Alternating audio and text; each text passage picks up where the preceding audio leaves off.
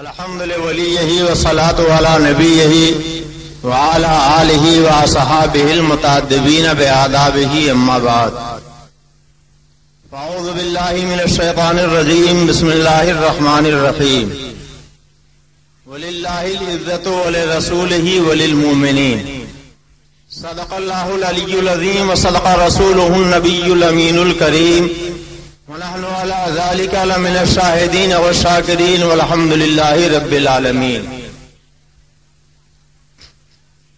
خون دل دے کے نکھاریں گے رخ برگ گلاب، خون دل دے کے نکھاریں گے رخ برگ گلاب، ہم نے گلشن کو سجانے کی قسم کھائی ہے۔ جب پڑا وقت چمن پہ تو لہو ہم نے دیا، جب پڑا وقت چمن پہ تو لہو ہم نے دیا، اب بہار آئی تو کہتے ہیں تیرا کام نہیں۔ شہریار ارم تاجدار حرم نوبہار شفاعت شب اسرا کے رولا مصطفیٰ جان رحمت جناب محمد الرسول اللہ صلی اللہ علیہ وسلم کی بارگاہ بے کس پناہ میں درود و سلام کی نظریں پیش کرنے پڑی۔ اللہم صلی علی سیدنا و نبینا مولانا محمد مہد الجود والکرم وعلی آلہ بارک وسلم صلاۃ و سلاما علیک یا رسول اللہ۔ حضرات، جنگ آزادی میں علماء اہل سنت کی قربانیاں، اس عنوان کے تحت آج کی اس پاکیزہ محفل کا انعقاد ہوا۔ آپ نے مختصر دو تقریریں سماعت فرمائی۔ تھوڑی دیر کے لیے میں بھی حاضر آ گیا۔ دعا فرمائی اللہ تعالی حق بولنے، حق سننے اور حق پر عمل کرنے کی توفیق عطا فرمائے۔ آج دنیا کا ہر انسان، امیر ہو یا غریب، کالا ہو یا گورا، شہری ہو یا دیہاتی، مومن ہو یا کافر، پڑھا لکھا ہو یا جاہل، فطری طور پر وطن سے محبت کرتا ہے۔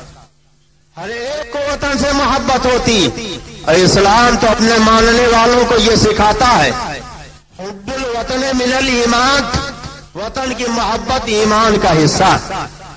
ہم الحمدللہ مسلمان ہیں، وطن سے محبت کرتے ہیں، اور ہمارا اسلام تو ہمیں یہ بتاتا ہے جہاں پیدا ہو خالی وہیں سے محبت مت کرو۔ مسلمان جہاں پہنچ جائے وہی اس کا وطن ہوتا۔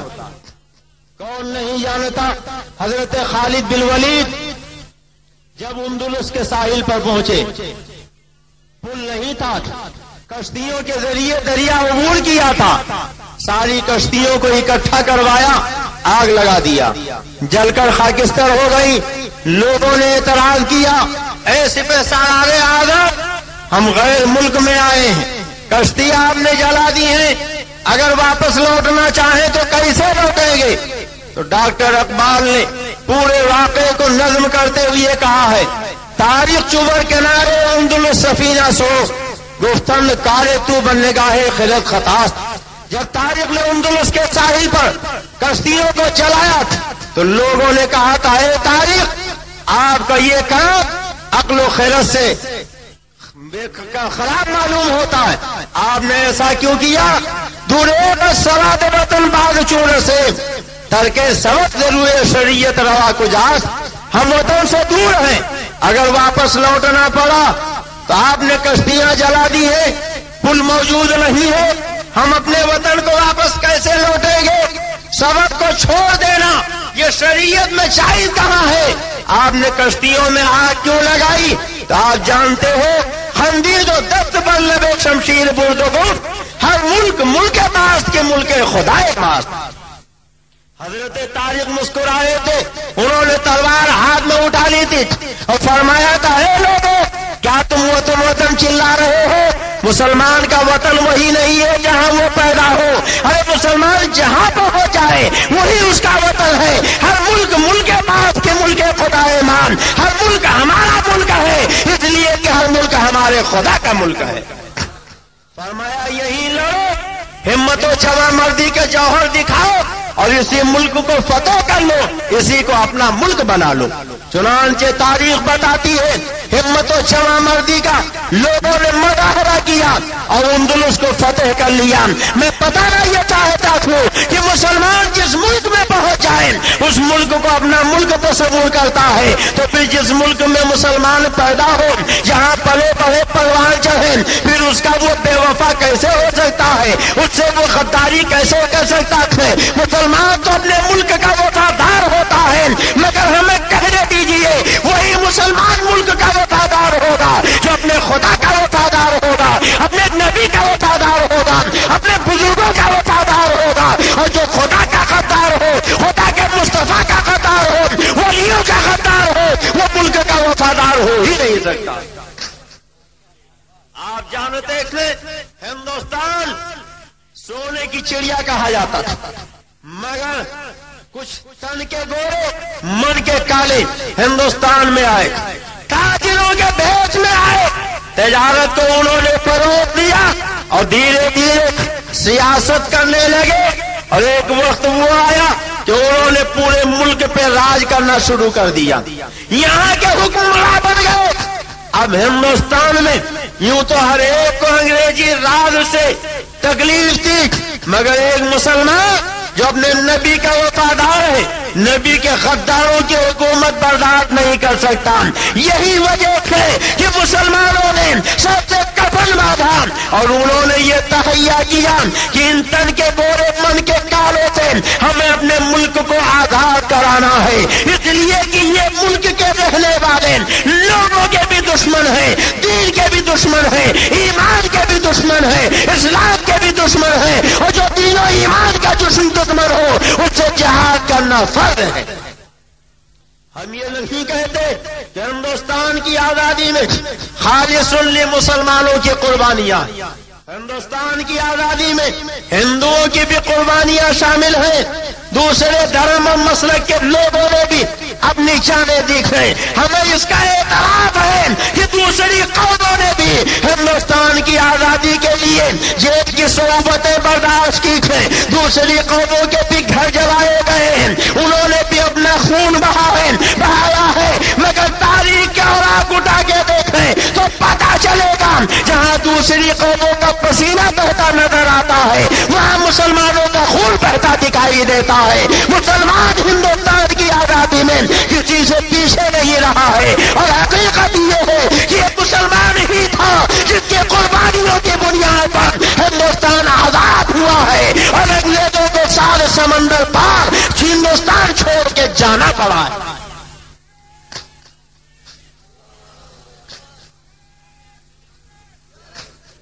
جب ملک کا آزاد کرنا تھا تب تو ہم نے جیل کی صعوبتیں برداشت کی، کالا پانی کا سزا ہم نے کھیلا، ہم نے گولیاں کھائی، قتل و خونریزی میں ہم نے اپنے لہو کا ایک ایک قطرہ بہایا، اور جب ملک آزاد ہو گیا تو اب آج کہا جاتا ہے یہ مسلمان ملک کے غدار ہیں، ISI کے ایجنٹ ہیں، یہ دیش دروہی ہیں اور یہ شر پسند ہیں۔ اسی لیے میں نے کہا جب پڑا وقت لہو، جب پڑا وقت چمن پہ تو لہو ہم نے دیا، جب پڑا وقت چمن پہ تو لہو ہم نے دیا۔ اب بہار آئی تو کہتے ہیں تیرا کام نہیں۔ آپ تاریخ کے اوراق اٹھا کے دیکھو، یہ شاہجہاں پور کے رہنے والے اشفاق اللہ خان ہیں، کون ہیں؟ وہابی نہیں ہے، دیوبندی نہیں ہے، رافضی نہیں ہے، قادیانی نہیں ہے، سنی صحیح العقیدہ مسلمان ہے۔ جب انہوں نے دیکھا کہ تن کے گورے مل کے کالے ہمارے ملک پہ غاصبانہ قابض ہو رہے ہیں، تو ابھی نوجوانی کا زمانہ تھا، طالب علمی کا دور تھا، دل میں جذبہ جہاد پیدا ہوا، ملک آزاد کرانے کے لیے پنڈت رام پرساد بسمل کے ساتھ شانہ بشانہ میدان جہاد میں اتر پڑے، اور تاریخ بتاتی ہے کہ اشفاق اللہ خان نے جدوجہد کی۔ ایک وقت وہ آیا کہ انہوں نے شاہجہاں پور میں اپنے 10 ساتھیوں کے ساتھ ایک ٹرین جس کے ذریعے گورنمنٹی راج کا خزانہ جا رہا تھا اس پہ سوار ہو گئے۔ کچھ دور چلنے کے بعد انہوں نے گاڑی رکوائی، ڈرائیور کو پستول کی نوک پہ روکا اور جو خزانے کے محافظ تھے انہیں قتل کیا، اور انگریزی خزانے کو انہوں نے لوٹ لیا۔ انگریز حکومت کو پتا چلا اپنے جاسوسوں اور کارندوں کے ذریعے پورے علاقے میں طوفان برپا کر دیا. جن لوگوں نے انگریزی خزانہ لوٹا ہے انہیں گرفتار کیا جائے. تاریخ جہاد بتاتی تھے کل 10 آدمی تھے جنہوں نے انگریزی خزانہ لوٹا تھا، مگر تقریباً 45 آدمیوں کو گرفتار کیا گیا. اشفاق اللہ خان کسی طریقے سے بچ کے بہار پہنچ گئے، پھر وہاں سے دہلی آئے. ان کا ایک دوست مل گیا جس نے مخبری کی، اشفاق اللہ کو گرفتار کروا دیا. ہمارے یہاں رودولی شریف سے تقریباً 40 کلومیٹر کے فاصلے پر فیض آباد ہے. فیض آباد کے کوٹ میں اشفاق اللہ خان پہ مقدمہ چلا اور پھانسی کی سزا سنائی گئی. جیل کی کوٹری میں بند کیا گیا. بوڑھی ماں کو جیل کی کوٹری سے اشفاق اللہ خان نے ایک خط لکھا تھا. آج بھی تاریخ کے اوراق میں اشفاق اللہ خان کی وہ تحریر موجود ہے. انہوں نے لکھا تھا فیض آباد کی جیل سے پھانسی کی کوٹری میں بیٹھے ہوئے موت کے انتظار کرنے والے بیٹے کی طرف سے اس کی بوڑھی ماں کو سلام پہنچے. ماں، آپ کا دنیا سے جانے والا بیٹا پھانسی پانے والا لگتے کے وقت جیل کی کوٹری سے آپ کو خط لکھ رہا. ماں آپ مجھے بتایا کرتی تھی کہ جب میں چھوٹا تھا میرے حسن و جمال کو دیکھ کر محلے کی عورتیں کہتی تھی بڑا حسین بیٹا ہے، تو آپ کہتی تھی یہ اللہ کی امانت ہے. ماں، آپ نے مجھے اللہ کی امانت کہا تھا، تو آج اللہ کی یہ امانت ملک کی آزادی کے لیے، دین کے تحفظ کے لیے اپنی جان اپنا خون بہا رہا ہے. آپ گلہ نہ کیجیے گا، شکوہ نہ کیجیے گا. اگر کوئی پوچھے تو کہہ دیجیے گا وہ اللہ کی امانت تھی. جب تک اللہ نے چاہا میرے پاس رہا اور جب اللہ نے چاہا اسے واپس لے لیا. یہ اشفاق اللہ خان سنی صحیح العقیدہ مسلمان تھے جنہوں نے جیل کی کوٹری سے اپنی ماں کو تسلی کے یہ چند جملے لکھے تھے. اور تاریخ بتاتی ہے کہ فیض آباد میں سرعام اشفاق اللہ خان کو تختے دار کے نظر کر دیا گیا. انہوں نے جام شہادت نوش کر لیا. کون نہیں جانتا ہے تحریک جہاد آزادی میں سب سے زیادہ اگر کسی کا کردار ہے تو وہ حضرت علامہ فضل حق خیر آبادی کی ذات ہے. یہ علامہ فضل حق خیر آبادی کون ہے؟ حضرت علامہ فضل امام کے لخت جگر. یہ وہی علامہ فضل حق خیر آبادی تھے کہ جنہوں نے دہلی کی جامع مسجد میں کھڑے ہو کر جذبے جہاد سے بھرپور ایک ایسی تقریر فرمائی تھی کہ پورے ہندوستان کے مسلمانوں کے دلوں میں جہاد کا جذبہ موجودن ہو گیا اور انگریزی حکومت کی نفرت مسلمانوں کے دلوں میں جاگزی ہو گئی اور پورے ہندوستان کا نقشہ بدل گیا. ہر ہندوستانی انگریزوں سے اپنے ملک کو پاک کرنے کے لیے سر سے کفن باندھ کر آمادہ جہاد ہو گیا. یہی حضرت علامہ فضل خیر آبادی ہے جنہوں نے فتوی جہاد کی ترتیب فرمائی. حضرت مفتی صدر الدین عبداللہ، حضرت شاہ احمد سعید مجددی، حضرت شاہ فضل امام بدایونی اور دوسرے بہت سے جلیل القدر علماء اہل سنت نے فتوی جہاد پہ تصدیقیں فرمائی، مہر سبز فرمائی. اور پھر ایک وہ وقت آیا کچھ لوگوں کی عیاریوں اور مکاریوں سے ظالم انگریز ہندوستان کے چپے چپے پر حکمراں ہو گئے. دہلی پہ بھی انہوں نے قبضہ کر لیا. علامہ فضل خیر آبادی نے دہلی چھوڑا، الور چلے آئے. وہاں بھی انگریزی جاسوس پہنچے. اب لکھنؤ چلے آئے، لکھنؤ چھوڑا، خیر آباد پہنچ گئے. ایک مخبر نے مخبری کی کہ وہ مجاہد کہ جس کی تقریر سے جہاد کا جذبہ جوان ہوا ہے، جس نے فتوی جہاد کی ترتیب دی ہے، علماء سے تصدیقیں کروائی ہیں، وہ فضل حق مجاہدین آزادی کا قائد خیر آباد میں موجود ہے۔ چنانچہ انگریزی فوج پہنچی، علامہ فضل خیر آبادی کو خیر آباد سے گرفتار کر لیا گیا، لکھنؤ لایا گیا، انگریزی کورٹ میں مقدمہ چلا، مخبر بلایا گیا۔ کیا یہی فضل خیر آبادی تھے جنہوں نے دہلی کی جامع مسجد میں جذبے جہاد پہ بھرپور ایک 16 بار تقریر کی تھی؟ کیا یہی علامہ فضل خیر آبادی ہے کہ جنہوں نے فتوی جہاد کی ترتیب دی تھی؟ جب مخبر نے چہرہ دیکھا تو مرعوب ہو گیا اور اس نے کہا ایسا لگتا ہے کہ وہ علامہ فضل حق یہ نہیں کوئی دوسرے ہیں، غلطی سے ان کو پکڑ لیا گیا تھا۔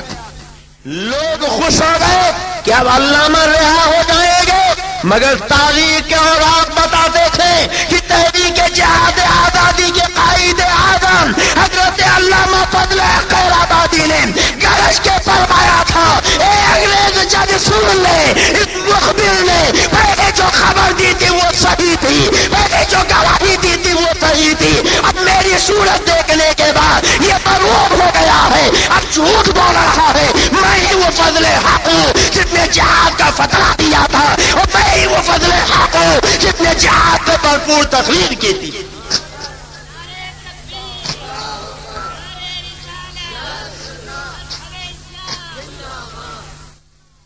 تاریخ اٹھا کے دیکھو، انگریز جج نے 3 مرتبہ ٹوکا، مولانا آپ کیا کہہ رہے ہیں؟ جب گواہ اپنی گواہی بدل رہا ہے تو آپ بلا وجہ کیوں اپنے سر یہ مصیبت مول لے رہے ہیں؟ کیا آپ کو نہیں معلوم آپ کے اقرار پہ آپ کو سزا ہوگی، پھانسی دی جائے گی، آپ کی زندگی برباد ہو جائے گی؟ علامہ نے فرمایا سنو، یہ فضل حق ہے، حق کے لیے لہو گئے کہ قطرہ بہا دے گا، مگر ناک سے سنا کبھی نہیں کر سکتا ہے۔ جو میرا کل بیان تھا وہی آج بیان ہے، وہی زندگی کے آخری سانس تک بیان رہے گا۔ انگریز جج نے حکم سنایا ان کی ساری جائیداد ضبط کر لی جائے اور انہیں جزیرے انڈمان کالا پانی بھیج دیا جائے۔ جزیرے انڈمان کالا پانی بھیج دیا گیا۔ علامہ فضل خیر آبادی نے اپنی تمام تر زندگی کالا پانی میں گزاری۔ اب ذرا آپ غور فرمائیں اور سوچیں، یہ کون ہے؟ یہ وہی علامہ فضل خیر آبادی ہیں جنہوں نے دہلی کی جامع مسجد میں اسماعیل دہلوی کو چیلنج بڑا دیا تھا، سارے علماء دہلی موجود تھے۔ علامہ فضل خیر آبادی نے اسماعیل دہلوی کو وہاں چاروں خانے چت کیا اور بابا کے دوہل اعلان فرمایا، قائل ہی کلام اللہ تعالی کافر و مرتد اور واجب القتل، فرمایا یہ تقویۃ الایمان لکھنے والا اسماعیل دہلوی کافر و مرتد ہے اور واجب القتل ہے۔ یہ سنی عالم تھے جنہوں نے اسماعیل دہلوی کے خلاف کتاب لکھی، اسماعیل دہلوی کے کفر کا فتویٰ دیا۔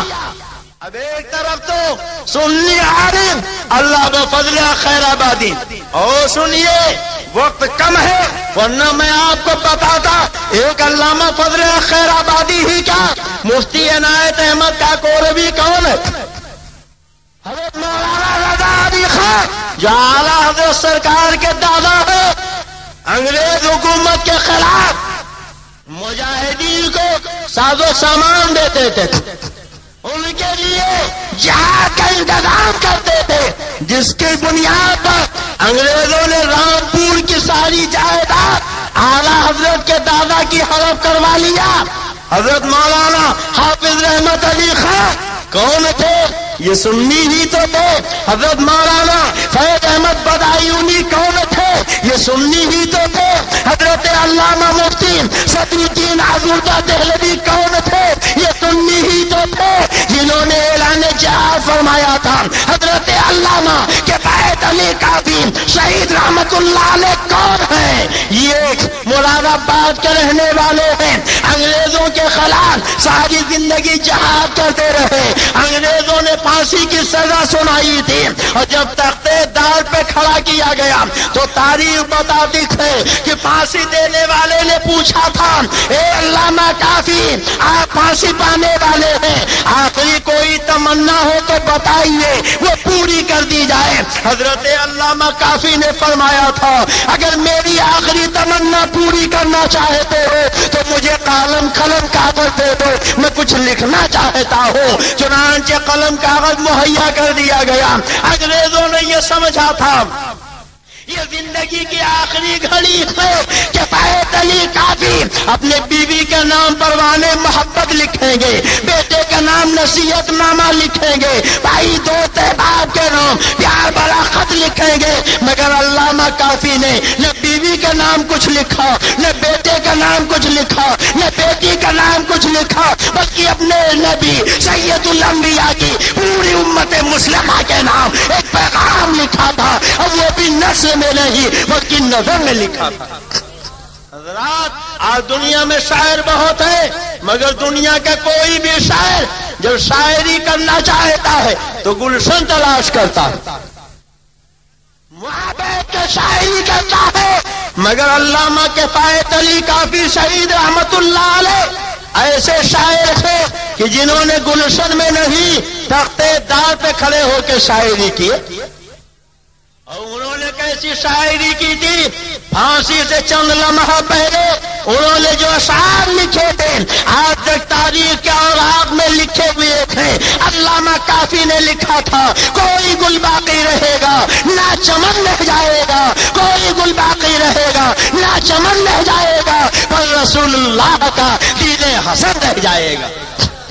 حضرت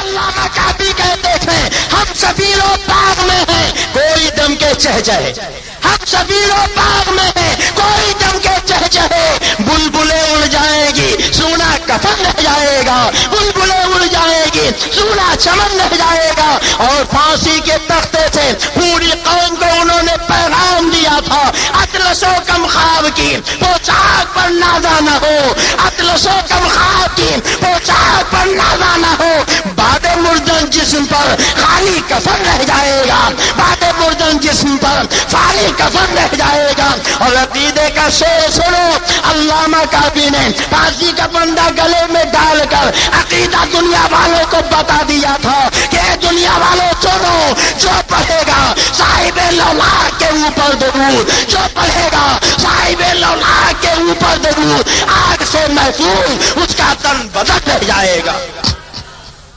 اور آخری شعر سنو، انہوں نے لکھا تھا سب پناہ ہو جائیں گے کافی وہ لیکن حشر تک، سب پناہ ہو جائیں گے کافی وہ لیکن حشر تک، نام پاک مصطفیٰ وہ پنجتن رہ جائے گا، نام پاک مصطفیٰ وہ پنجتن رہ جائے گا۔ ابے مالک گاؤں کے خیول مسلمانوں بولو، کیا یہ کسی وہابی کی تحریر ہو سکتی؟ بولو، کیا کوئی دیوبندی لکھ سکتا ہے؟ تاریخ اٹھا کے دیکھو، یہ علماء اہل سنت ہے جو تحریک آزادی کے مجاہدین قائدین ہیں، جنہوں نے آزادی کے لیے سر سے کفن باندھا، میدان عمل میں اترے، جائیدادیں لوٹ لی گئی، گھر جلا دیے گئے، اولادیں قتل کر دی گئی، جیل کی صحبتیں جیلی، پھانسی کا تختہ سامنے کیا گیا، تختے دار پہ کھڑے ہو کر پھانسی کا پنڈا پہنا، اور انہوں نے یہ اعلان کر دیا خون دل دے کے نکھارے گے رخے برگے گلاب، خون دل دے کے نکھارے گے رخے برگے گلاب، ہم نے گلشن کو سجانے کی قسم کھائی۔ ایک طرف تو یہ علماء اہل سنت ہیں اور دوسری طرف علماء دیوبند۔ آپ اجازت دو تو یہ نورانی چہرے آپ نے ایک جھلک دیکھ لی، اب اگر اجازت دیجئے تو ان کی مکروہ صورتیں بھی دکھا دوں۔ بولیے دکھا دوں، دیکھنا چاہتے؟ سن لو، میں آئینہ ہوں، دکھاؤں گا داغ چہرے کے، میں آئینہ ہوں، دکھاؤں گا داغ چہرے پہ، جسے خراب لگے سامنے سے ہٹ جائے، جسے خراب لگے سامنے سے ہٹ جائے۔ یاد رکھو آئینے کا کام یہ ہے کہ جو جیسا ہو اس کو اس کی ویسی شکل دکھا دے۔ آپ مجھے بتاؤ آئینے کے سامنے کالا جائے تو کیا گوری شکل دکھائے گا؟ اور اگر گورا جائے گا تو کیا کالا دکھائے گا؟ جس کے چہرے پہ بے شمار چیچک کے داغ ہوں، اگر وہ آئینے کے سامنے جائے تو کیا اسے حسن کا تاجدار بنا کے دکھائے گا؟ ارے جو چیچک زیادہ ہے آئینہ اس کے چیچک کے داغ دکھائے گا، جو کالا کا لوٹا ہے آئینہ اس کی کالی شکل دکھائے گا، اور جو حسن کا پیکر ہے آئینہ اس کو حسن و جمال اس کا دکھائے گا۔ میں آئینہ ہوں، دکھاؤں گا داغ چہرے کے، جسے خراب لگے سامنے سے ہٹ جائے۔ اور میں زبانی بات کرنے کا عادی نہیں، جتنا بولتا ہوں پوری دلیل سے بولتا ہوں۔ آپ نے سنا ہوگا اب تک یہی ڈھنڈورا پیٹا جاتا رہا کہ مولانا اسماعیل شہید، مولانا قاسم نانوتوی اور سید احمد شہید، خدا کی قسم سید احمد رائے بریلوی اور اسماعیل دہلوی کے ساتھ شہید کا لفظ تہمت ہے، یہ قطعاً شہید نہیں۔ اعلیٰ حضرت نے فرمایا وہ جسے وہابیہ نے دیا لقب شہید و نبی کا، وہ شہید لیلی نجد تھا، وہ نبی تیغ خیال۔ آپ نے اب تک یہی سنا ہوگا جمعیت العلماء والے کہتے رہے اسماعیل دہلوی مجاہد آزادی ہے، قاسم نانوتوی مجاہد آزادی ہے، سید احمد رائے بریلوی مجاہد آزادی ہے، مگر یہ کتاب ہے ارواح ثلاثہ۔ کون سی کتاب ہے؟ غور سے بولیے، ایک بات بتائیے، کتاب چھاپی جاتی پڑھنے کے لیے کہ چھپانے کے لیے؟ زور سے بولیے۔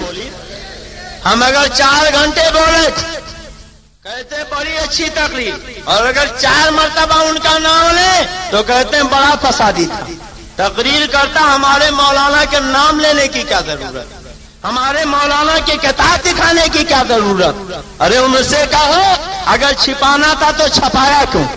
اور جب چھپا دیا تو بیچا کیوں؟ اور جب تم نے بیچ دیا ہم نے خرید لیا، ہم سنا رہے تو تمہارے پیٹ میں ایٹھن کیوں ہوتی ہے؟ تمہیں تو خوش ہونا چاہیے، علماء مفتی اعظم کے پاس ہونا چاہیے، جماعت رضائے مصطفیٰ کے ارکان کے پاس آنا چاہیے، سنی دعوت اسلامی کے مبلغین کے پاس آنا چاہیے، اور کہنا چاہیے کہ صاحب مائک کا خرچہ ہم سے لے لو، روشنی کا خرچہ ہم سے لے لو، مولانا کا نذرانہ ہم سے لے لو، اس لیے کہ جلسہ تم نے کیا ہے، عالم تم نے بلایا ہے، اعلان تم نے کیا ہے، کتاب ہمارے سنائی گئی ہے، ہلکی لگی نہ پھٹ کے لیے رنگ چوکھا آ گیا، مگر ہمیں کہنے دیجیے ہم 4 گھنٹہ بولے بڑی اچھی تقریر، کتاب دکھا دے تو بڑے فسادی ہو گئے، بڑی خراب تقریر ہو گئی، پتا چلا فساد ہماری تقریر میں نہیں تمہارے نام میں ہے، فساد ہمارے بیان میں نہیں تمہاری کتاب میں ہے۔ تو جب تمہارے کتاب میں فساد ہے کتاب جلا دو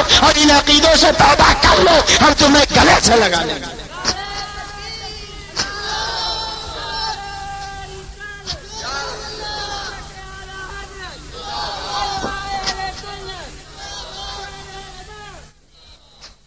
حضرات یہ کتاب ہے، کون سی کتاب ہے؟ ارواح ثلاثہ۔ کون سی کتاب ہے؟ زور سے بولیے، ارواح ثلاثہ۔ اور آپ جانتے ہیں یہ کتاب کہاں سے چھپی ہے؟ دیوبند سے۔ کہاں سے چھپی ہے؟ دیوبند سے۔ کہاں سے؟ دیوبند کے معنی جانتے ہیں؟ نہیں جانتے؟ دیو کے معنی حضرت مفتی صاحب قبلہ بیٹھے، دیو کے معنی ہوتے ہیں بھوت۔ کیا ہوتے ہیں؟ اور بند کے معنی تو آپ جانتے ہی۔ اچھا ایک بات بتاؤ، اگر دربے میں آپ مرغی بند کرو گے کھولو گے تو مرغا نکلے گا، اور بطخ بند کرو گے تو کبوتر نکلے گی؟ بولو جو بند ہوگا جب کھلے گا تو وہی نکلے گا کہ نہیں؟ اب جہاں دیو بند ہوگا جب کھلے گا تو کیا نکلے گا؟ یہ ہمارے علماء نہیں کہتے، فاضل دیوبند ہیں مولوی عامر عثمانی، وہ کہتے ہیں دغا کی دال ہے، یاجوج کی ہے یا اس میں۔ آج تو دنیا بہت ترقی کر گئی، کوئی مکسچر پینا چاہیے، کوئی ٹیبلٹ لینا چاہیے تو پہلے فارمولا دیکھتے ہیں یہ مکسچر کس کس چیز سے بنا ہے، وہ لوگ دیکھتے ہیں کہ نہیں دیکھتے؟ تو دیوبند کا فارمولہ کیا ہے؟ اجازت دو تو مالے گاؤں والے بتا دوں. بولیے بتا.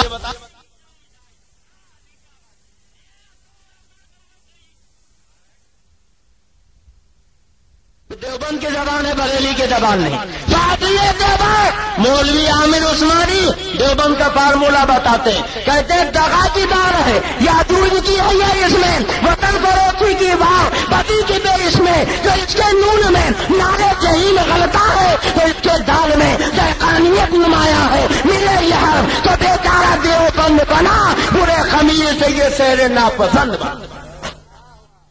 کہتے ہیں دغا کی دال، یاجوج کی یہ، وطن فروشی کی واو. کہتے ہیں یہ سب علماء دیوبند مجاہدین آزادی.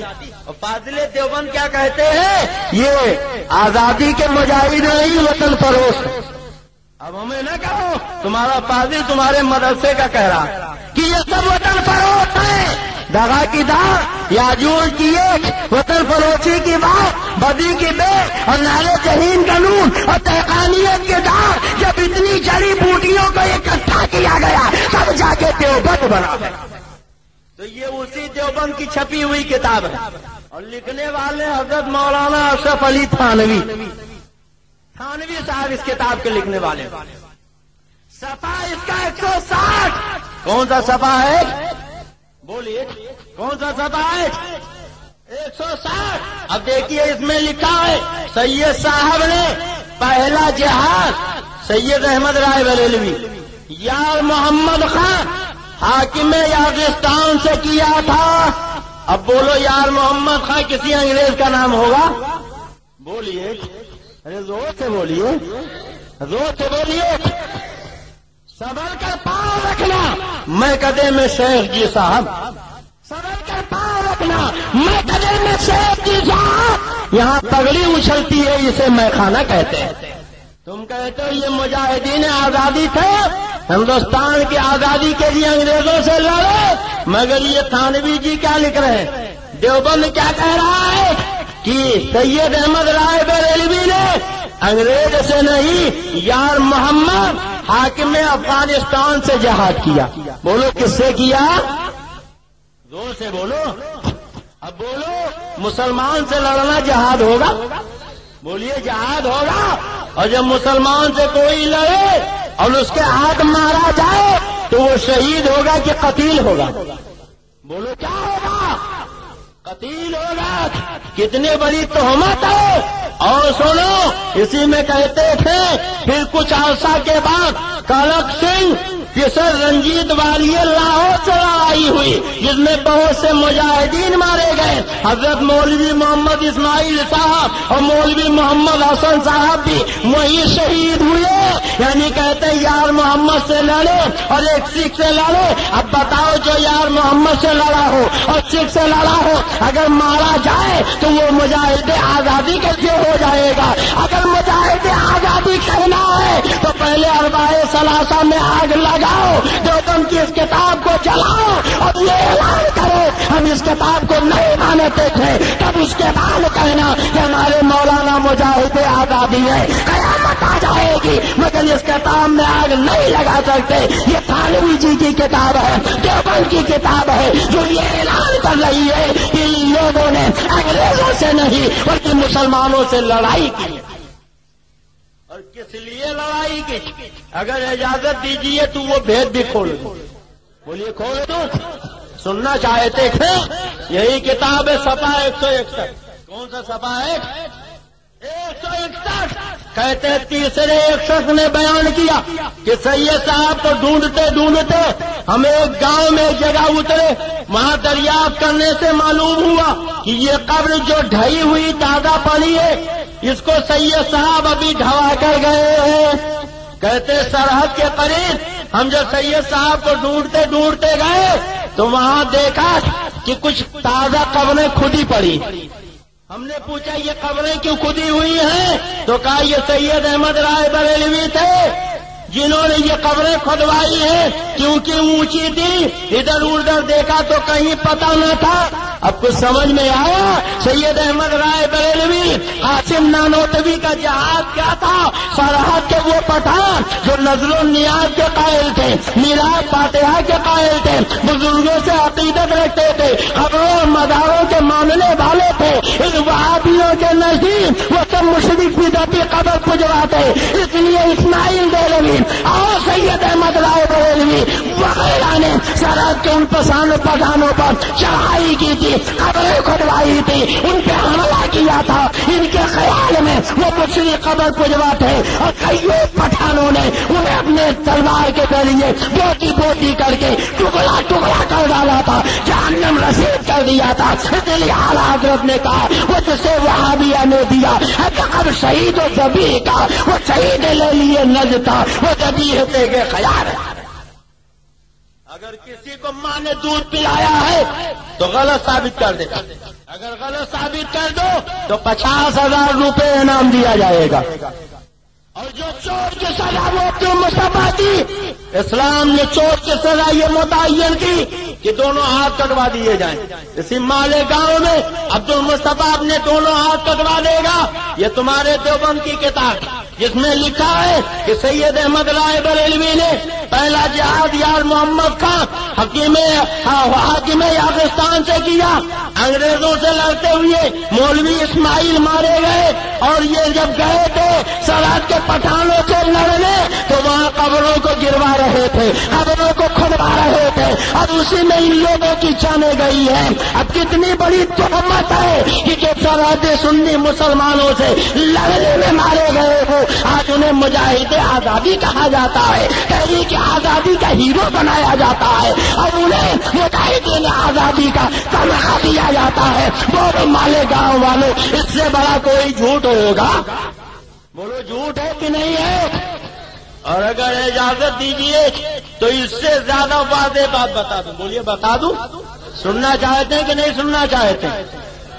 یہ دیکھیے کتاب ہے، کتاب کا نام ہے تذکرۃ الرشید۔ کیا نام ہے؟ وہ سے بولیے۔ تذکرۃ الرشید لکھا مولوی عاشق الہی میرٹھی نے، اور چھپی ہے ناظم کتب خانے اشاعت العلوم محلہ مفتی سہارنپور سے۔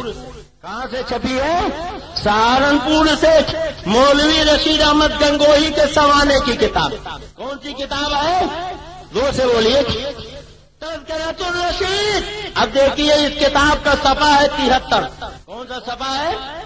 وہ سے بولیے۔ صفحہ ہے 73۔ آپ وہ سے اس لیے میں کہہ رہا ہوں بولیے تاکہ بات آپ کو یاد ہو جائے، کل کوئی بہکانا چاہے تو آپ بہک نہ سکیں، اچھی طرح آپ کو یاد رہے۔ آج کہا جاتا ہے کہ قاسم نانوتوی، سید احمد رائے بریلوی اور رشید احمد گنگوہی یہ سب مجاہد آزادی تھے۔ بولو آپ نے سنا ہے کہ نہیں سنا؟ ارے بولیے کتنے لوگوں نے سنا؟ ذرا ہاتھ اٹھا دیں۔ سب نے سنا؟ سارے جمعیت العلماء والے کہتے ہیں یہ لوگ مجاہد آزادی ہیں، مگر یہ بریلی کی کتاب نہیں، تمہارے گھر کی کتاب۔ یہ دیکھو ہیڈنگ لگائی گئی الزام بغاوت اور اس کی کیفیت۔ کچھ سمجھے آپ؟ کہتے ہیں انگریزوں سے بغاوت، یہ الزام ہے حقیقت نہیں۔ جب تم خود کہتے ہو یہ الزام ہے تو جو الزام تھا آج اس کو حقیقت کا افسانہ کیسے بنا رہے؟ کہتے ہو یہ حقیقت ہے، ارے اگر نطفہ صحیح ہے تو اس کتاب میں آگ لگاؤ۔ کہتے ہو یہ ہماری کتاب نہیں ہے، اور جب تم انکار نہیں کر سکتے تو دیکھو یہ تمہاری کتاب ہے جس میں لکھا ہوا ہے کہ حضرت امام ربانی قدس سرہ پر اپنی سرکار سے، اپنی سرکار جانتے ہو؟ انگریز گورنمنٹ۔ انگریز گورنمنٹ کس کی سرکار ہے؟ وہابیوں کی۔ اور سنیوں کی سرکار تو مدینے کی سرکار۔ بولو آپ کی سرکار مدینے کی سرکار، بغداد کی سرکار، اجمیر کی سرکار۔ ہم تو اجمیر کی سرکار کے چھتر سایہ میں رہتے ہیں، ہم بغداد والے کے سرکار کے سلطنت میں رہتے ہیں، ہم مدینے والے کے سلطنت میں رہتے ہیں، مگر یہ وہابی لوگ انگریز سرکار کے سائے میں رہتے ہیں۔ یہ صاف صاف لکھا ہوا اپنی سرکار سے باغی ہونے کا الزام لگایا گیا۔ کہتے ہو کہ مجاہد آزادی نے انہوں نے انگریزوں سے جہاد کیا ہے، یہ ہماری کتاب نہیں تمہاری کتاب ہے. لکھا گیا امام ربانی یعنی سورداس جی گنگوہی اپنی سرکار سے باغی ہونے کا الزام لگایا گیا. باغی تھے نہیں، الزام لگایا گیا. سمجھ رہے ہو کہ نہیں سمجھ رہے ہو؟ ارے بولو، سمجھ میں آ رہا کہ نہیں؟ کہتے ہیں الزام لگایا گیا اور مسجدوں میں شریک رہنے کی تہمت باندھی گئی. مجاہدوں کو مفسد کہا گیا تھا اور کہتے ہیں مجاہدوں کے ساتھ شریک رہنے کی تہمت لگائی گئی. یعنی جہاد یہ تہمت ہے. یہ علماء دیوبند کی کتاب ہے. اس وحشت ناک قصہ کا بقدر ضرورت تذکرہ بھی چونکہ زمانے کا جزو لازم ہے، اس لیے مناسب ہے کہ ابتدائے واقعہ سے لے کر انتہا تک اجمالی بیان کر دیا جائے. اب سنو، کہاں جا رہے ہو بھیا؟ کہاں جا رہے؟ میرا یہ عنوان نہیں، مگر اب چونکہ آپ لوگوں نے ایک عنوان دے دیا ہے تو ظاہر ہے کہ جب نئی جگہ پہ کوئی چلتا ہے تو اپنی راہ بھول جاتا. اب آج ایک نیا عنوان آپ نے دے دیا ہے تو میری تقریر کا جو رنگ ہے وہ آج آپ نہیں دیکھ رہے ہیں. پھر آئندہ کبھی آپ بلاؤ گے تو میں اپنے رنگ میں تقریر کروں گا، مگر آج تو یہی آپ سنیے. آپ دیکھو کیا لکھ رہے تھے، آگے چل کر یہی سباتی ہتھر ہے. پہلی جلد ہے، لکھتے جن کے سروں پر موت کھیل رہی تھی. جن کے سروں پر موت کھیل رہی تھی انہوں نے کمپنی کے امن و عافیت کے زمانہ قدر کی نگاہ سے نہ دیکھا. کیا سمجھے آپ؟ یعنی علامہ فضل خیر آبادی علماء اہل سنت جنہوں نے اعلان جہاد فرمایا تھا، جہاد پہ مشتمل تقریریں کی تھی، اب ان کے لیے کہتے ہیں ان کے سروں پہ موت کھیل رہی تھی اور انہوں نے کمپنی کے امن و عافیت کے زمانہ کو قدر کی نگاہ سے نہ دیکھا اور اپنی رحم دل گورنمنٹ کے سامنے بغاوت کا عالم قائم کیا. سمجھے آپ؟ یعنی انگریز گورنمنٹ کو انہوں نے رحم دل کہا. انگریز گورنمنٹ رحم دل. اب آپ ذرا ان کی رحم دلی اگر دیکھنا چاہیں تو اجازت دیجیے میں آپ کو ایک دو نمونے دکھا دوں. بولیے، دیکھنا چاہتے؟ اتفاق سے اور کتابیں کمرے میں رہی ہیں. دیکھیے یہ کتنے رحم دل ہیں. ایک تھامسن نام کا انگریز مورخ ہے، وہ خود لکھتا ہے کہ جب علماء اہل حق نے انگریزوں کے خلاف فتوی جہاد سنایا، اعلان جہاد فرمایا تو انگریز علماء کے مخالف ہو گئے اور نقشہ کھینچتے ہوئے لکھتا ہے ایک ایک دن میں 300 سے زیادہ علماء قتل کیے جاتے تھے. ان کی لاشیں درختوں پہ لٹکا دی جاتی تھی، چیل کبے انہیں نوچا کرتے تھے. ہزاروں علماء کو قتل کیا جاتا تھا اور انہیں جلا دیا جاتا تھا. اور یہی اتنا نہیں، ان کی جائیدادیں لوٹ لی جاتی تھیں، گھروں کو ویران کر دیا جاتا تھا. آپ نے ان کی تقریروں میں سنا ہوگا کہ آخری مغل بادشاہ حضرت بہادر شاہ ظفر کو جب ان کے سامنے گرفتار کرنے کے بعد صبح ناشتے کے لیے دست لا کے سجایا گیا اور کھانا کھایا گیا تو حضرت بہادر شاہ ظفر نے دیکھا کہ ان کے سامنے ناشتے کے دسترخوان پر کھانے کا سامان نہیں، ان کے 3 جوان بیٹوں کا سر رکھا ہوا تھا جنہیں انگریزوں نے دہلی کے خونی دروازے کے سامنے قتل کر دیا تھا. اب آپ ذرا سوچو اور غور کرو کہ جوان بیٹوں کی لاشیں قتل کرنے کے بعد درختوں سے لٹکائی گئی اور چل کو پورے بعد حضرت بہادر شاہ ظفر کے سامنے ناشتے کے لیے پیش کیا گیا ہے. یہ انگریز ہے، یہ ظالم حکمران ہے جن کے بارے میں یہ وہابی دیوبندی یہ کہتے تھے کہ رحم دل گورنمنٹ ہے اور جن لوگوں کے سروں پہ موت نہیں تھی انہوں نے بغاوت کا علم بلند کیا ہے. اب مجھے بتاؤ مسلمانوں، اس سے زیادہ رحم دلی کیا ہوگی کہ انگریزوں نے علماء کو قتل کیا تھا، ان کی لاشیں درختوں پہ لٹکوائی تھی، زندہ انہیں چلا دیا گیا تھا، ان کے املاک لوٹے گئے تھے. علامہ فضل خیر آبادی کو جزیرے انڈمان بھیجا گیا تھا. बहादुर शाह जफर के नाश्ते में उनके 3 जवान बेटों के सर पेश किए गए थे, मगर उन्हीं अंग्रेज गवर्नमेंट को जिसके जुल्म और तशद्दुद को देखकर तात्यारियों का जुल्म भी शर्मिंदा हो गया था, चलाकू अंग्रेज का जुल्म भी शर्मिंदा हो गया था। ये वहां भी और चौबंदी लोग रहमदिल गवर्नमेंट कह रहे हैं, आफियत का जमाना कह रहे हैं, अपने का जमाना कह रहे हैं। अब बोलो माले गांव वालों, ये अंग्रेज के वफादार हैं, अंग्रेज के एजेंट हैं, ये अंग्रेज के दुश्मन। बोलो ये बोली वफादार की है कि गद्दार की? बोलो किसकी है? ये अंग्रेजों के वफादार की बोली, ये अंग्रेजों के वफादार की बोली है। फिर सुन लो, कहते हैं जिनके सरों पे मौत खेल रही, यानी अल्लामा फजल खैराबादी, किफायत अली काफी शहीद, मुफ्ती सदरुद्दीन आजुर्दा, हजरत मौलाना इनायत अहमद काकोरी, हजरत मौलाना फजले इमाम बदायूनी, हजरत मौलाना रजा अली खां बरेलवी, हाफिज रहमत खान और खान मोहम्मद खान, इन लोगों के सरों पे मौत खेल रही थी। उन्होंने कंपनी के अमन आफियत के जमाने को अदल की निगाह से न देखा, अपनी रहमदिल गवर्नमेंट के सामने बगावत का आलम कायम किया, फौजें बागी हुई, हाकिम की नाफरमान बनी, कत्लो कताल का बंद दरवाजा खोला और जवा मर्दी के गल्ला में अपने पैरों पर खुद कुल्हाड़ियां मारी। आगे लिखते थे कि अदावत निकलने और खुदा जाने किस किस जमाने का इंतकाम लेने का वक्त आ गया। जिधर देखो मार पीट, जिस महल पे नजर करो मार का आ रही। जंग इसी बलाखेज कस्बा में थाना भवन का वो फसाद वाक़ हुआ जिसमें काजी महबूब अली खां की मुखबिरी से हजरत मौलाना पर मुकदमा कायम हुआ। अब देखो जब मुकदमा कायम हुआ तब क्या हुआ, आगे सुनो। इसी किताब के 74 पे लिखा गया, बजरिए इश्तिहार इत्तला दे दी कि अपनी अपनी हिफाजत हर शख्स को खुद करनी चाहिए। इसलिए आज चूंकि हमारे दीनी सरदार हैं, इसलिए दुनियावी नज़्म हुकूमत का भी बार अपने सर पे रखें, अमीरुल मोमिनीन बनकर हमारे कज़िये को चुकाया करें। इसमें शक नहीं कि आला हजरत को उनकी दरखास्त के मुताबिक उनके सरों पे हाथ रखना पड़ा।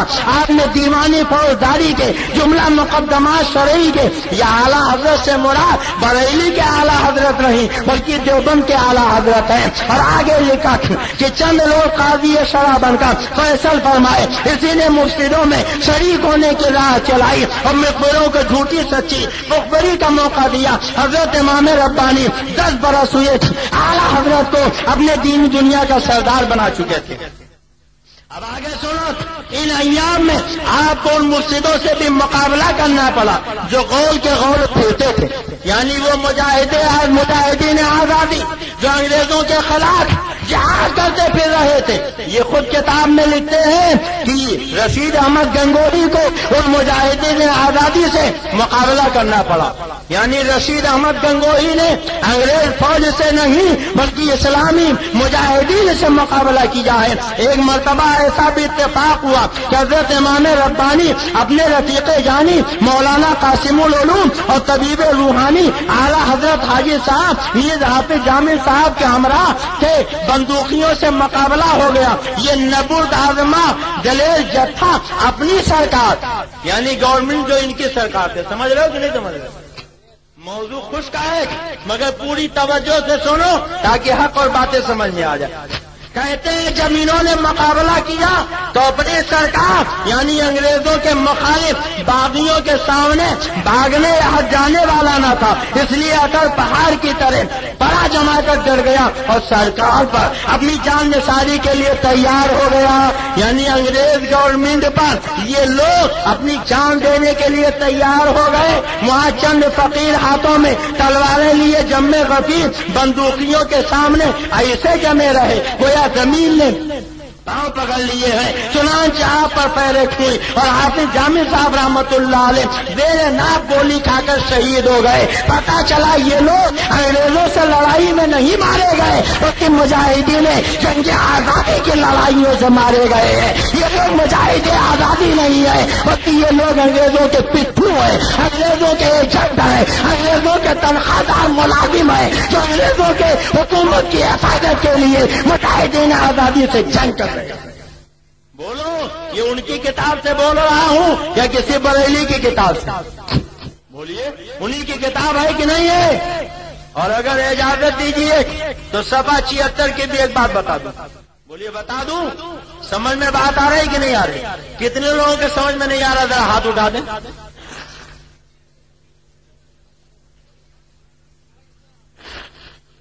آپ لوگوں کے سمجھ میں نہیں آ رہا؟ تو دیکھیے یہی کتاب تذکرۃ الرشید ہے اور صفحہ ہے 76. کون سا صفحہ ہے؟ دیکھیے لکھا، جب بغاوت و فساد کا قصہ فروغ ہوا اور رحم دل گورنمنٹ کی حکومت نے انگریز کو کیا لکھا؟ رحم دل. اب اس سے زیادہ رحم دلی کیا ہوگی کہ علماء کی لاشوں کو چیل کوے سے درختوں پہ لٹکا کے نچوایا جا رہا ہے، مسجدوں میں گھوڑے باندھے جا رہے ہیں، مسلمانوں کا قتل عام ہو رہا. بہادر شاہ ظفر کے ناشتے کے لیے ان کے بیٹوں کا سر پیش کیا جا رہا ہے. علامہ کفایت علی شہید کو مراد آباد میں تختے دار پہ چڑھایا جا رہا ہے. اشفاق اللہ خان کو پھانسی فیض آباد میں دی جا رہی تھی اور حضرت علامہ فضل خیر آبادی کو جزیرے انڈمان بھیجا جا رہا. مگر یہ علماء دیوبند کیا کہتے ہیں کہ رحم دل گورنمنٹ کی حکومت نے دوبارہ غلبہ پایا. اب بولیے اس سے زیادہ رحم دلی کچھ ہوگی؟ یہ رحم دلی ہے یا ظلم و تشدد؟ لکھتے ہیں باغیوں کی سرکوبی شروع کی تو جن بزدل مرسلوں کو سوائے اس کے اپنی رہائی کا کوئی چارہ نہ تھا، جھوٹی سچی تہمتوں اور مخبری کے پیشے سے سرکاری خیر خواہ اپنے کو ظاہر کرے، انہوں نے اپنا رنگ جمایا اور ان گوشہ نشین حضرات پر بھی بغاوت کا الزام لگایا. یہ مخبری کی کہ تھانہ کے فساد میں اصل و اصول یہی لوگ تھے اور شاملی کی تحصیل پر حملہ کرنے والا یہی گروہ تھا. یعنی کہتے تھے ہمارے مولانا نے حملہ نہیں کیا تھا. اب صفحہ 79 کی عبارت سنو جس سے بالکل حق واضح ہو جائے گا، دودھ کا دودھ اور پانی کا پانی ہو جائے گا. دیکھیے یہ کہ دیکھیں ہر چند کی یہ حضرات حقیقتاً بے گناہ تھے. کیا مطلب؟ یعنی انہوں نے انگریزوں سے جہاد نہیں کیا تھا، 100% بے گناہ تھے، مگر دشمنوں کی آوا گوئی نے ان کو باغی و مفسد و مجرم سرکاری خطابات ٹھہرا رکھا تھا. اس لیے گرفتاری کی تلاش تھی مگر اب تعالیٰ کی حفاظت برسر تھی، اس لیے کوئی آنچ نہ آئی. اور جیسا کہ آپ حضرات اپنی مہربان سرکار کے دلی خیر خواہ تھے. بولیے اب کچھ ڈھکا چھپا رہ گیا؟ بولیے کچھ رہ گیا؟ اب ان سے کہو کہ کتنی بڑی تہمت اپنے دیوبندی مولویوں پہ تم باندھتے ہو. کہتے ہو جنگ آزادی میں علماء دیوبند کا حصہ، علماء دیوبند کی قربانی، اور کتاب کہہ رہی ہے کہ یہ لوگ تو اپنی مہربان سرکار کے دلی خیر خواہ تھے. بولو جو خیر خواہ ہوگا وہ لڑائی کرے گا، بولو جنگ کرے گا. اور لکھتے تھے خالی خیر خواہ نہیں تھے، تعزیز یعنی زندگی بھر خیر خواہ یہ ثابت رہے. ہاں چند روز کی تفریق بین الاحباب مقدر تھی، وہ اٹھانی تھی سو اٹھائی، اور اس ضمن میں کرامات و خوارق و عادات غیبی حفاظت کے سامان اور سچائی ثابت ہونے کا اسباب ظاہر ہوئے. اور آگے لکھتے تھے کہ حضرت امام ربانی قطب الارشاد مولانا رشید احمد قدس سرہ کو اس سلسلے میں امتحان کا بڑا مرحلہ طے کرنا تھا، اس لیے گرفتار ہوئے اور 6 مہینے حوالات میں رہے. آخر جب تحقیقات اور پوری تفتیش اور چھان بین کا شمس فی النہار ثابت ہو گیا کہ آپ پر جماعت مفسدین کی شرکت کا الزام محض الزام اور بہتان ہی بہتان ہے، اس وقت رہا کیے گئے. سمجھے کہ نہیں سمجھے؟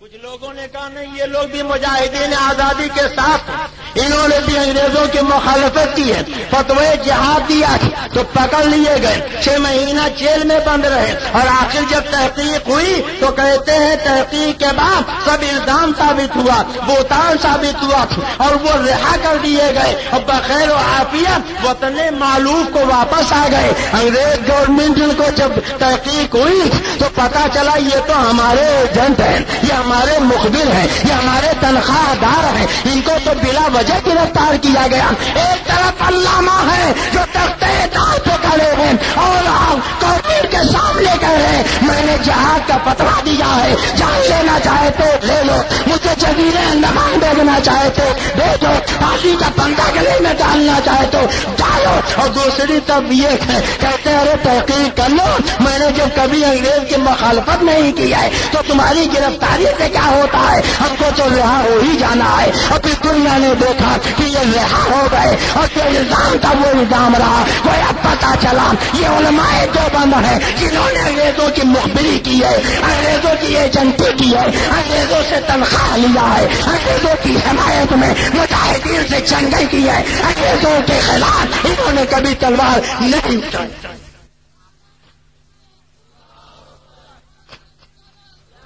ہو سکتا ہے کچھ علماء دیوبند بھی رہے جنہوں نے جہاد میں حصہ لیا ہو.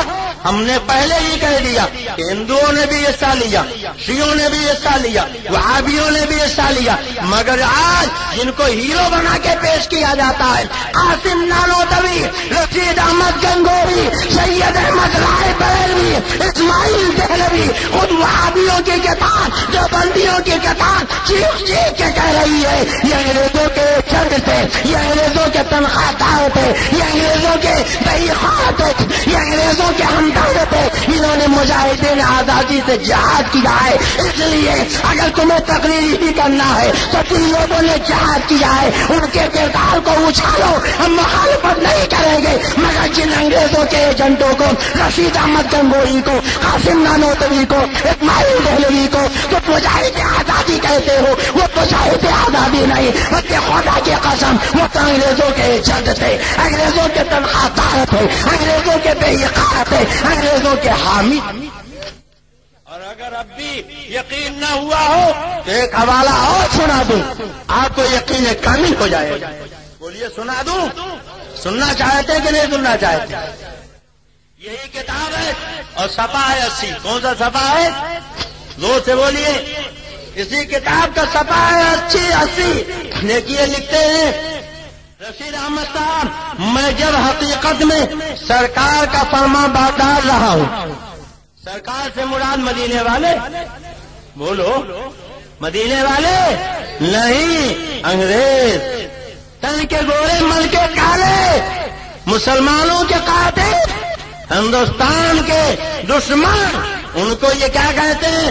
جب میں حقیقت میں سرکار کا فرما بردار رہا ہوں تو جھوٹے الزام سے میرا بال بھی بیکا نہ ہوگا, اور اگر مارا بھی گیا, جملہ سنو, کہتے ہیں اگر مارا بھی گیا تو سرکار مالک ہے. معاذ اللہ, دوست سے کہیے معاذ اللہ. سرکار یعنی انگریز مالک ہے, اسے اختیار ہے, یعنی انگریز مالک بھی ہے, مختار بھی ہے, اور جو چاہے کرے. 3 جملے ذہن میں رکھیے. انگریزوں کے لیے کیا کہہ رہے ہیں؟ یہ ان کے امام ربانی کہ انگریز مالک بھی ہے, انگریز مختار بھی ہے, انگریز جو چاہے کرے, انگریز سرکار ہے. اور کہتے ہیں اپنا تو بال برابر بھی فکر نہ تھا, البتہ جب مفارقت کا احباب کا سما بن جاتا تو آپ کی زبان پہ یہ قطع آ جاتا. اب آپ ذرا غور کریں, میں کتنی بات بتائی. انہوں نے کہا انگریز سرکار ہے, انگریز مالک ہے, انگریز مختار ہے, اور اگر مارا گیا تو بال برابر بھی فکر نہیں. انگریزوں کی ایجنٹی میں مارے جائیں, انگریزوں کی چاپلوسی میں مارے جائیں, انگریزوں کی حمایت میں مارے جائیں تو کہتے ہیں بال برابر فکر نہیں ہے. اب آپ ذرا غور کریں اور سوچیں. کہتے ہیں انگریز مالک کو مختار ہے, جو چاہے کرے. اور اسی کتاب کے صفحہ 85 پہ لکھا. ایک مرتبہ لوگوں نے پوچھا رشید احمد تم نے مفسدوں کا ساتھ دیا اور فساد کیا. آپ جواب دیتے ہیں ہمارا کام فساد نہیں, نہ ہم مفسدوں کے ساتھی. کبھی دریافت ہوتا تم نے سرکار کے مقابلے میں ہتھیار اٹھائے, آپ اپنی تصویر کی طرف اشارہ کرتے, ہمارا فرماتے ہمارا ہتھیار تو یہ ہے. کبھی حاکم دھمکاتا ہم تم کو پوری سزا دیں گے, انگریز کہتا ہم تم کو سزا دیں گے. آپ فرماتے کیا مذائقہ ہے مگر تحقیق کر کے, یعنی سیاں بہے کوتوال تو پھر ڈر کاہے کا. انگریز کہتا تھا تم فسادی ہو, کہتے تھے ہم فسادی نہیں ہیں, کہتے تھے تم نے سرکار کے مقابلے میں ہتھیار اٹھایا؟ کہا کبھی نہیں. کہا تمہیں سزا دیں گے؟ کہا کوئی مطالبہ نہیں مگر تحقیق کر کے. یعنی جانتے تھے جب تحقیق کریں گے تو پتا چلے گا ہم انگریزوں کے مخالف نہیں مخبر ہے، ہم انگریزوں کے باغی نہیں دوست ہیں، ہم انگریزوں کے دشمن نہیں حمایتی ہے، ہم انگریزوں کے وہی خواہ ہیں. اور اگر تحقیق کریں گے تو ہماری وفاداری ثابت ہوگی. اس لیے چاہے جتنا تحقیق کرو ہمیں ہر کس بات کا ہے. علامہ فضل ہے تو دریائے علامہ فضل ہے تو کالا پانی کے سزا برداشت کرتے ہیں. بہادر شاہ تھا تو تختے کار پہ ان کے بیٹوں کو شہید کیا جاتا ہے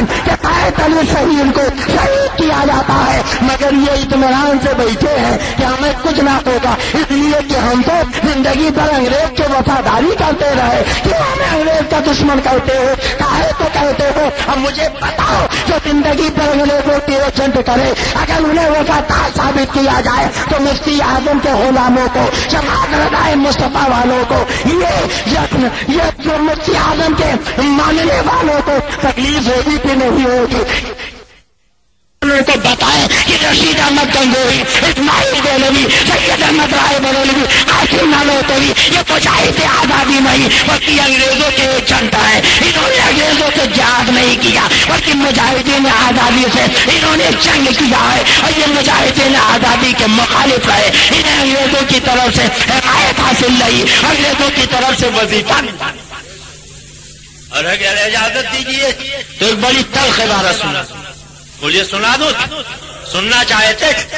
میں نے کہا تھا 3 جملے یاد رکھیے گا، 3 جملے یاد رکھیے. کیا ہو بھیا جا رہے ہیں کہا؟ ارے بڑی محنت سے میں بول رہا ہوں، جائیے نہیں. یہ دیکھیے 87 کی عبارت میں نے سنایا کہ جب میں حقیقت میں سرکار کا فرما بردار رہا ہوں تو جھوٹے الزام سے میرا بال بھی بیکا نہ ہوگا. اگر مارا بھی گیا، جملہ یاد رکھیے، مولوی رشید احمد گنگوہی جنہیں مجاہد آزادی کہتے وہ کہتے ہیں اگر مارا بھی گیا تو سرکار مالک ہے. یعنی انگریز کا نام نہیں لیتے، سرکار کہتے. کیا کہتے ہیں؟ زور سے بولو. سرکار مالک ہے، اسے اختیار ہے، جو چاہے کرے.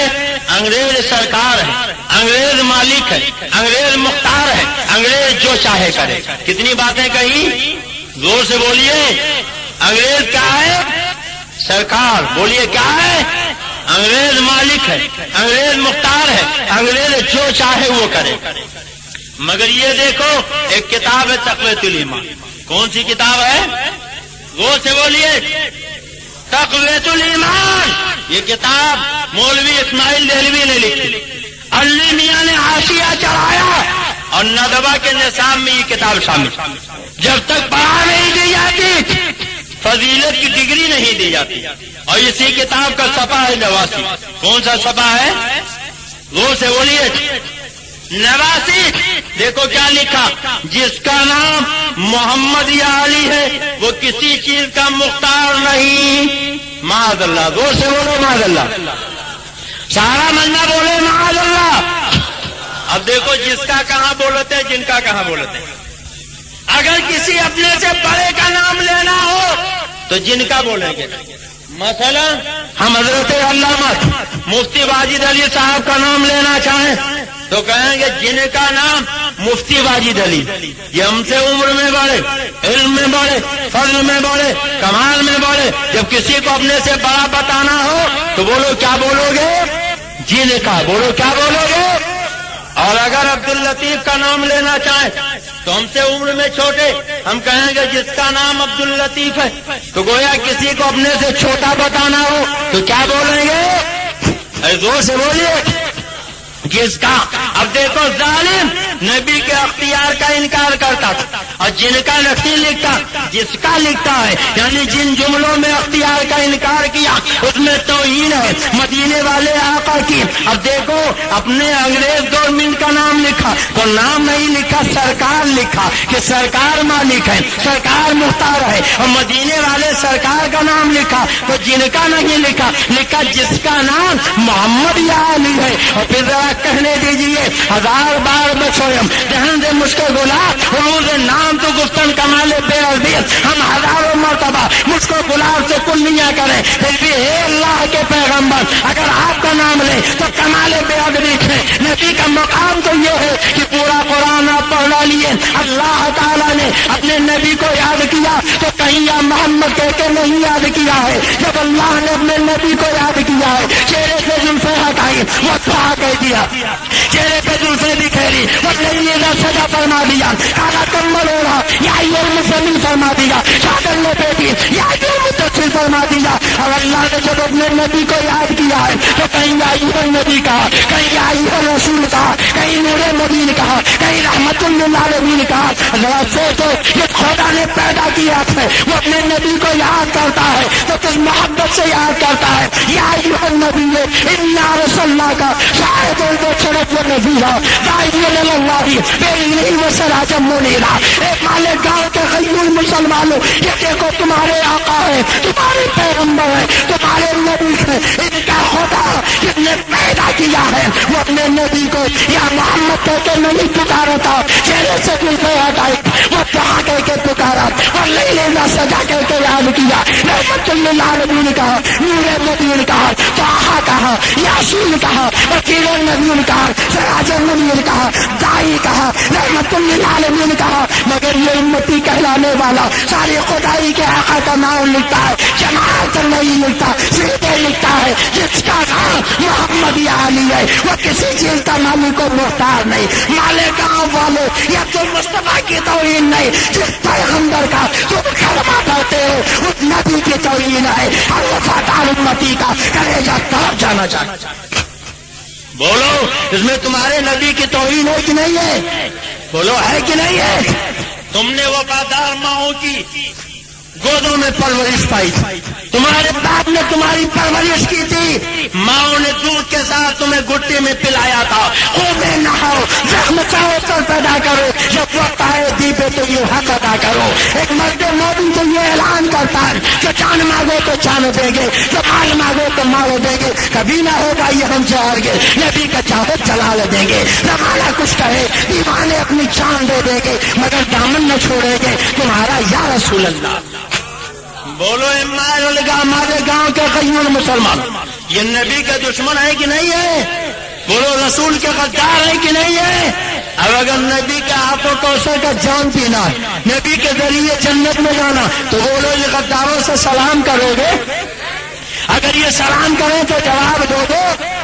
ये मुसल्ले पर उनके पीछे नमाज पढ़ोगे?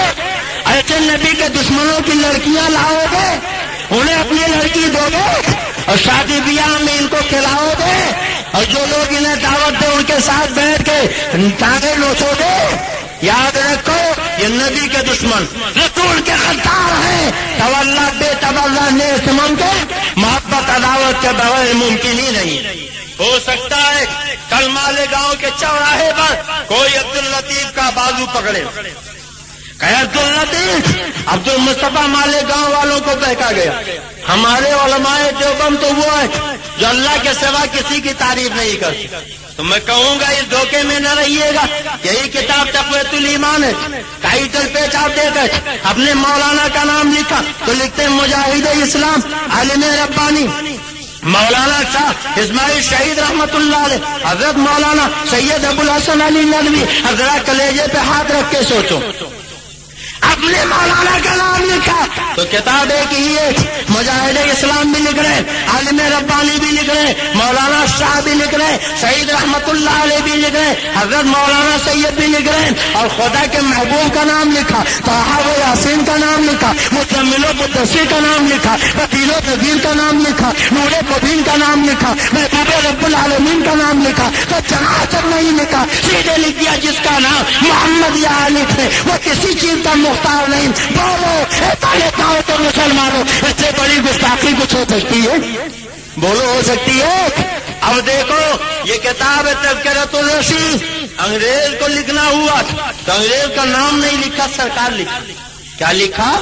सरकार लिखा और लिखा अंग्रेज मुख्तार है और मदीने वाली सरकार का नाम लिखा तो जनाब तक नहीं लिखा, नाम के बाद कुछ नहीं लिखा, मौला अली का नाम نام کے پہلے کچھ نہیں لکھا، نام کے بعد کچھ نہیں لکھا، سیدھے لکھا جس کا نام محمد یا علی ہے وہ کسی چیز کا مختار نہیں۔ انگریز کو لکھا مالک بھی ہے، انگریز مختار بھی ہے، انگریز جو چاہے کرے، اور مدینے والے آقا نہ مالک ہے نہ مختار ہے نہ کچھ کر سکتے تھے۔ اب مجھے بتاؤ کہ جس کا کھاتا اسی کا گاتا ہے، ہم مدینے والے کا کھاتے ہیں تو مدینے والے کو مالک بھی کہتے ہیں، مختار بھی کہتے ہیں، اور تم نے انگریزوں کا کھایا ہے تو انگریزوں کو سرکار بھی کہتے ہو، انگریزوں کو مالک بھی کہتے ہو، انگریزوں کو مختار بھی کہتے ہو، انگریزوں کے لیے کہتے ہو جو چاہے کرے ہمیں کہنے دو، انگریزوں کی ملکیت تمہیں مبارک ہو، انگریزوں کی مختاری تمہیں مبارک ہو، ہم مدینے والی سرکار ہمیں۔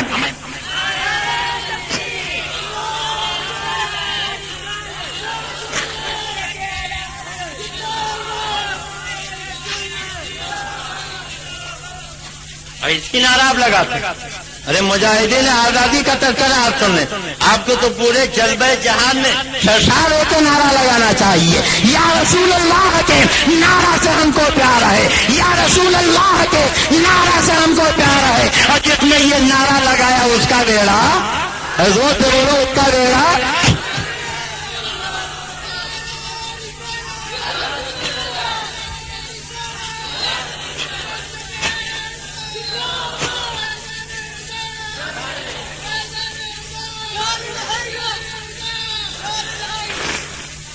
کیا لکھا؟ جس کا نام محمد علی ہے وہ کسی چیز کا مختار نہیں۔ اور یہی کتاب تقویت الایمان ہے، صفحہ 126 ہے۔ کون سا صفحہ ہے؟ غور سے بولیے، 126 لکھتا ہے اسماعیل دہلوی، یہ ندوہ کے نصاب کی کتاب ہے۔ پوری ذمہ داری سے بول رہا ہوں، جانے کی ضرورت نہیں ہے، اگر ایک جملہ بھی غلط بولوں تو عبد المصطفیٰ کی کلائی تھام لو۔ میں آئینہ ہوں، دکھاؤں گا داغ چہرے کے، جسے خراب لگے سامنے سے ہٹ جائے اور کہنے دیجئے ڈوبتی ہوئی آنکھوں کو برا لگتا ہے سورج، ڈوبتی ہوئی آنکھوں کو برا لگتا ہے سورج، اور بیمار زبانوں کو برا لگتا ہے پانی۔ جسے ملیریا کا بخار ہو جائے بولو اسے پانی اچھا لگے گا، دودھ اچھا لگے گا، کہے گا آنکھ تو بڑا کڑوا، بولو کہے گا کہ نہیں؟ تو جس کے عقیدے میں بخار آ جائے، ایمان میں بخار آ جائے، اسے یہ باتیں اچھی لگیں گی۔ دیکھو کیا لکھا صفحہ 126 پر کہ سارا کاروبار جہان کا اللہ ہی کے چاہنے سے ہوتا ہے، رسول کے چاہنے سے کچھ نہیں ہوتا۔ معاذ اللہ، زور سے بولو معاذ اللہ، سارا مہینہ بولو معاذ اللہ۔ یہ دیکھو لکھا صاف صاف، رسول کے چاہنے سے کچھ نہیں ہوتا۔ اور تذکرۃ الرشید کے صفحہ کون سا صفحہ ہے؟ 80۔ کون سا صفحہ ہے؟ 80 پہ کیا لکھا کہ دیکھو یہ لکھتے ہیں کہ سرکار مالک ہے، اسے اختیار ہے جو چاہے کرے، رسول کے چاہنے سے کچھ نہیں ہوتا، اور انگریز جو چاہے کرے۔ معاذ اللہ، زور سے بولو معاذ اللہ، سارا مہینہ بولو معاذ اللہ۔ کہتے ہیں سرکار کے چاہنے سے کچھ نہیں ہوتا، انگریز جو چاہے کرے۔ میں نے کہا تھا 4 باتیں یاد رکھیے۔ کتنی باتیں؟ ایک تو یہ کہ انگریز کو سرکار کہا، نبی کے نام کے پہلے جناب تنگا لگایا۔ دوسرے یہ کہ نبی کے مالک ہونے کا اختیار کیا، اسی کتاب میں لکھا اللہ کے سوا کسی کو مالک نہ جانیو۔ اور دوسرے یہ کہ جس کا نام محمد یا علی وہ کسی چیز کا مختار نہیں، یعنی نبی کو لکھا مالک بھی نہیں، نبی کو لکھا مختار بھی نہیں، نبی کو سرکار جناب تک نہیں لکھا، تو نبی کے لیے سرکار بھی نہیں، نبی کے لیے جناب بھی نہیں، نبی کے لیے مالک بھی نہیں، نبی مختار بھی نہیں، اور لکھا رسول کے چاہنے سے کچھ نہیں ہوتا، مگر انگریز سرکار بھی ہے، انگریز مالک بھی ہے، انگریز مختار بھی ہے، انگریز جو چاہے وہ کرے۔ اب بول رہے مالے گاؤں والوں، اس سے زیادہ اور رسول دشمنی کی کوئی مثال ہوگی؟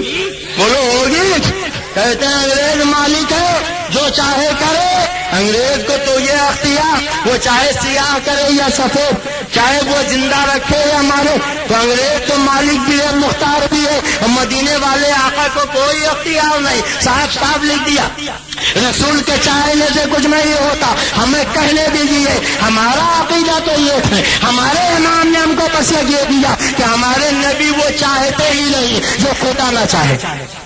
ارے کہہ دو سبحان اللہ۔ تم کہتے ہو سارا کاروبار جہان کا اللہ ہی کے چاہنے سے ہوتا، رسول کے چاہنے سے کچھ نہیں ہوتا، اور اعلیٰ حضرت کہتے تھے کہ ہمارے رسول وہ چاہتے ہی نہیں جو خدا نہ چاہے، نبی تو وہی چاہتے ہیں جو خدا چاہتا ہے، اور خدا وہی چاہتا ہے جو اس کا مصطفیٰ چاہتا ہے۔ خدا کی رضا چاہتے ہیں دو عالم، اور خدا چاہتا ہے رضائے محمد۔ میں تو مالک ہی کہوں گا کہ مالک کے حبیب یعنی محبوب و مہم میں نہیں میرا پیارا۔ سنو، اللہ کے نبی وہ چاہتے ہی نہیں کہ ان کا خدا نہ چاہے۔ کیسے؟ اگر اجازت دیجیے تو بتا دوں۔ بولیے بتا دوں۔ سننا چاہتے؟ انہوں نے انگریز کو مالک مانا، انگریز کو مختار مانا، انگریز کو مانا کہ وہ جو چاہے کرے، مگر مدینے والے کے چاہنے سے کچھ نہیں ہوتا۔ اور چاہنے سے کیا ہوتا، کیسے ہوتا، کتنا ہوتا، اجازت دیجیے تو بتا دوں۔ سننا چاہتے؟ چلے تو نہیں جائیں گے؟ کتنے لوگ چلے جائیں گے؟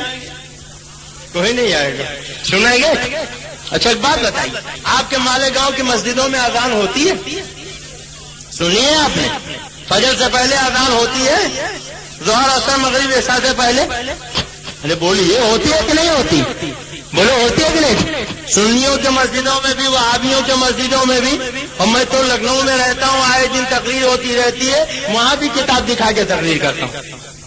یہی تقویت الایمان نظرہ کے نصاب کی کتاب، وہاں کے مسجد میں بھی آتا، اور مکہ شریف مدینہ شریف گیا تو میں نے دیکھا وہاں کی مسجدوں میں بھی آتا۔ دبئی 4 مرتبہ تقریر کے لیے گیا، الحمدللہ وہاں بھی دیکھا کہ نماز سے پہلے اذان، بولو ہوتی ہے کہ نہیں؟ فجر سے پہلے اذان، ظہر سے پہلے اذان، عصر سے پہلے اذان، مغرب سے پہلے اذان، عشاء سے پہلے اذان۔ ہر جگہ جہاں نماز، مسجد میں نماز سے پہلے اذان، بولو کیا ہے؟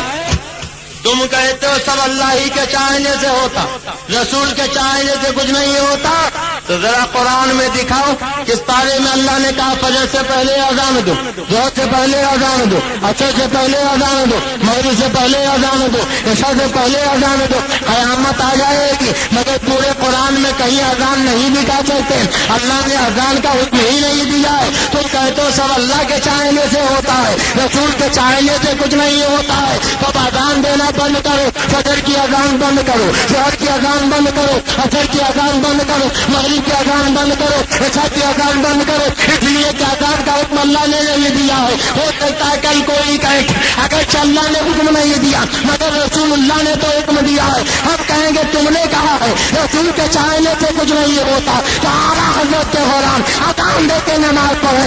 اب اگر تمہیں اذان دینا ہے تو تقویت الایمان میں آگ لگاؤ، گندے عقیدے سے توبہ کرو، اور جماعت رضائے مصطفیٰ کے ارکان کے پاس آؤ اور کہو ہم کو پڑے ہی لے چلو، اعلیٰ حضرت کی شوکت پہ جاؤ، آگ جوڑ کر کہو میں کچھ نہیں ہوں آقا، مجھے ساتھ لے لو، یہ راستے میں جا بچاتا رہے۔